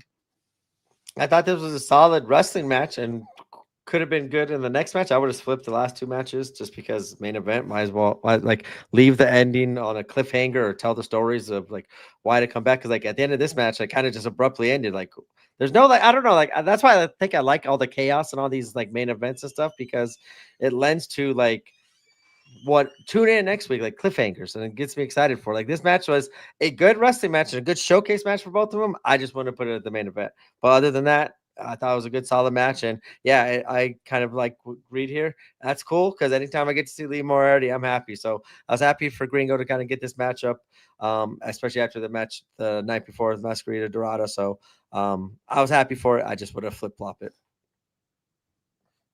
All right. Well, I think we did it, bro. Is there anything else we want to say about JCW's home for the holidays? I'm excited for the obviously the Round Ball Rock. I'm excited just for the theme of the show, just in general. I hope they got it. There's no shot they're going to be able to use that music. I know how copyrighted it is, but it would be cool if they kind of had some similar version to it. And I want to see a theme show. But real fast, Nintendo's what is double dribble? I want Nintendo's that would be cool. What's that the stipulations to that match? I know it's an I Quit match. Is it like if Mason loses, he leaves JCW? Like I thought there was like 3 stipulations. Somebody tweeted that out, but somebody in chat real fast can send that to us before we head out, because I like all those, whatever it was. It was very interesting. Like that leaves me to kind of tune into the next show. I wish like they would have did this at the main event to kind of tease. J-Cup qualifier. Well, thank you, Screwball. Yeah, thank you. Very cool. That's cool. I hope we start seeing some more of those matches. So that's the other thing. I'm hoping that's what we get. Just like we said in GCW, we're hoping that we have more qualifier matches. I think tournaments should be won into, not just given spots. Yep. That's being a hard ass, I guess, about it.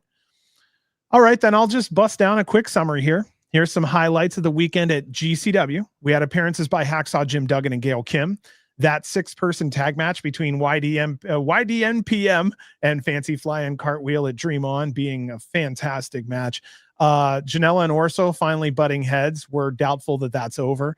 We had Team GCW and BearDozer versus Team ECW with Tommy and Rhino. Seeing Masquerita Dorada was a treat. Also the return of Gringo Loco. The Hoss battle between Stackhouse and Beastman. Seeing Killer Cross in action. And then finally, a crazy final main event that spanned 20 plus minutes and 9 individuals wrestler to tell a story that we had a change in our world champion. Heading over to the highlights of JCW, we had Adam Priest developing personality with Darian Bengston. Again, nice fur coat. The 6.5-minute women's match, all 4 showing individual personality, all great work. Bishop and Comoroto showing promise in Jersey, bringing big wrestlers to their shows. I say big guys deserve a spot too. Foxcatcher's story, advancement into Janela and Mathers. There's a lot going on in that story right now. I also like Keith and Hoodfoot as enforcers. The Busta and Brain versus Kozone and Low. Everyone looked good here. Kozone especially. Low had serious speed and sold his ass off. Mad Dog and Shire both showing they're also hard-hitting contenders. 2 bald fucks rising to become #1 contenders. The Starkz and Mason continued saga, and then that awesome main event. So that was primarily the highlights and summary of the weekend. We would have saved ourselves 3 hours and 11 minutes if I just read that summary. Yeah. But that's okay. It's more fun to talk it out, you know? Yeah, we got to make a YouTube short real fast. You doing that and get some views and clicks on the YouTube shorts. Bro, I legit at one time thought it would be cool to do like a 3-minute rundown where it's just 3 minutes and out. You know what I mean? Yeah. But things in GCW don't happen daily like that, so it's hard to kind of put something together. But yeah, I seriously thought about it at one time. I'll go ahead and go into these upcoming shows we have. The first one that's most important, next Tuesday, Emil will be back to finish the rest of that interview, part 2 with us. Same day, same time, same bat channel. You just come back here, and when we see you on next Tuesday, we'll come back with the cookie, and Emil will be here with us to keep rolling from that last interview. Then we have Friday, December 5th. This is GCW Say You Will from Washington Hall in Seattle, Washington. So far announced are Effy versus Priscilla Kelly for the UV Championship, Matt Tremont versus now GCW World Champion Atticus Cogar. How in the hell are we going to handle that? Jack Evans versus Jack Cartwheel, Battle of the Jacks. The GCW Tag Team Championship, YDNP versus C4. Very interesting. And then set to appear Shotzi Blackheart and Drew Parker. I'm going to go back for a minute here. That UV Championship, Tremont versus Cogar. What the hell's going to happen there, B? That's what I was just saying. Like, what are these double championship matches of? Obviously, I'm going to take a wild guess and say there's some interference going on. Or maybe Atticus wins. Maybe he hands it to Otis and Otis defends it in NGI. I have no idea. I'm going to probably assume my first answer, but that's what I think. I think they book themselves into corners like that. And as a fan, I don't like it, but wait to see, right? All right, then on to Saturday, December 6th. This is GCW's Highest in the Room 4 from the UCC in Los Angeles, California. Our first match announced was Matt Tremont versus Damien 666 in a GCW Ultra Violent Championship match. Then we have Joey Janela versus Jack Evans. Fantastic match. Could you imagine Joey Janela versus Jack Evans 15 to 20 years ago, dude? Two high flyers just going at it. Fuck. Drew Parker versus Cyclope. I think that's going to definitely be a hardcore match. Hopefully a death match. We'll see. I really don't want to see darts live, but I guess I'm going to see darts live now. Priscilla Kelly versus Vipress. Very interesting in that match. Priscilla Kelly is a fan favorite, but you're going to have to go up against Vipress, who is a fan favorite of LA. And I'm sorry, but you're in her backyard. She's not in yours. Looking forward to that. That was going to be fun to see how that plays out crowd-wise. Dude. Well, so that's what I'm saying. The dynamic in that one might be very interesting. Okay, so also set to appear, we have Gringo Loco, the Brothers of Funstruction, Busta in the Brain, and Effy. So those are still set. We don't have anything on those as much as I know yet. Again, that's Saturday, Atticus December 6th. What is that? Atticus versus Effy for the world title. Oh, shit. So, so what happens if Atticus is a double champion and Effy takes both? Is that a unification? Are we down to one fucking title and then just a tag? That's why I think if Atticus wins, I could see him passing off to Otis to avoid that. I don't know. That's an interesting one here. Reed Cooper says, reminder, Evans and Janela win a good 9 on AEW Dark. Ooh, that's an OG match there. Screwball, I'm with you, buddy. Finally getting to see Drew Parker live after 2 injuries in a row prevented it. And I think both of you were at the LA or the Las Vegas injury like 3 years ago or so. 4 years ago. Yeah, I was there. Drew Parker always. Clown asks, if you get to talk to the brothers, ask how hard it is to learn to wrestle in clown shoes. That's the hard-hitting questions right there. Think about it. A guy named Clown asking about Clown. That was good. He says, no, I was not at the Drew Parker injury show. Yeah, that was Miss VXS. Speaking of Arrival. Yep. Anything else you wanted to talk about before we bounce the hell out of here? I know you've had a busy day, sir.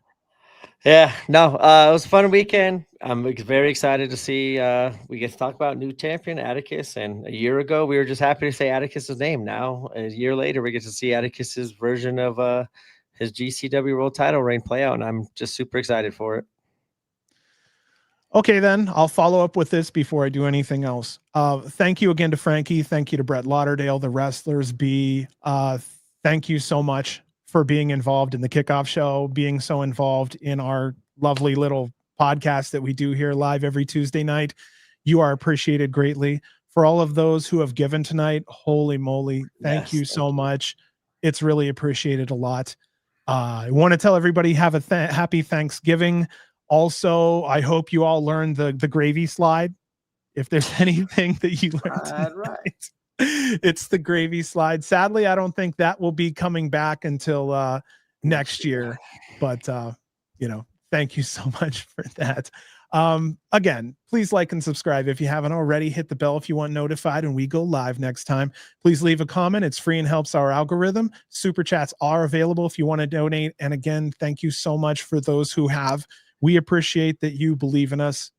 It makes a difference. You can find B on Twitter at B_GC World. You can find Frankie on Twitter at Frankie_GC World. And you can find me on Twitter at GC World Podcast.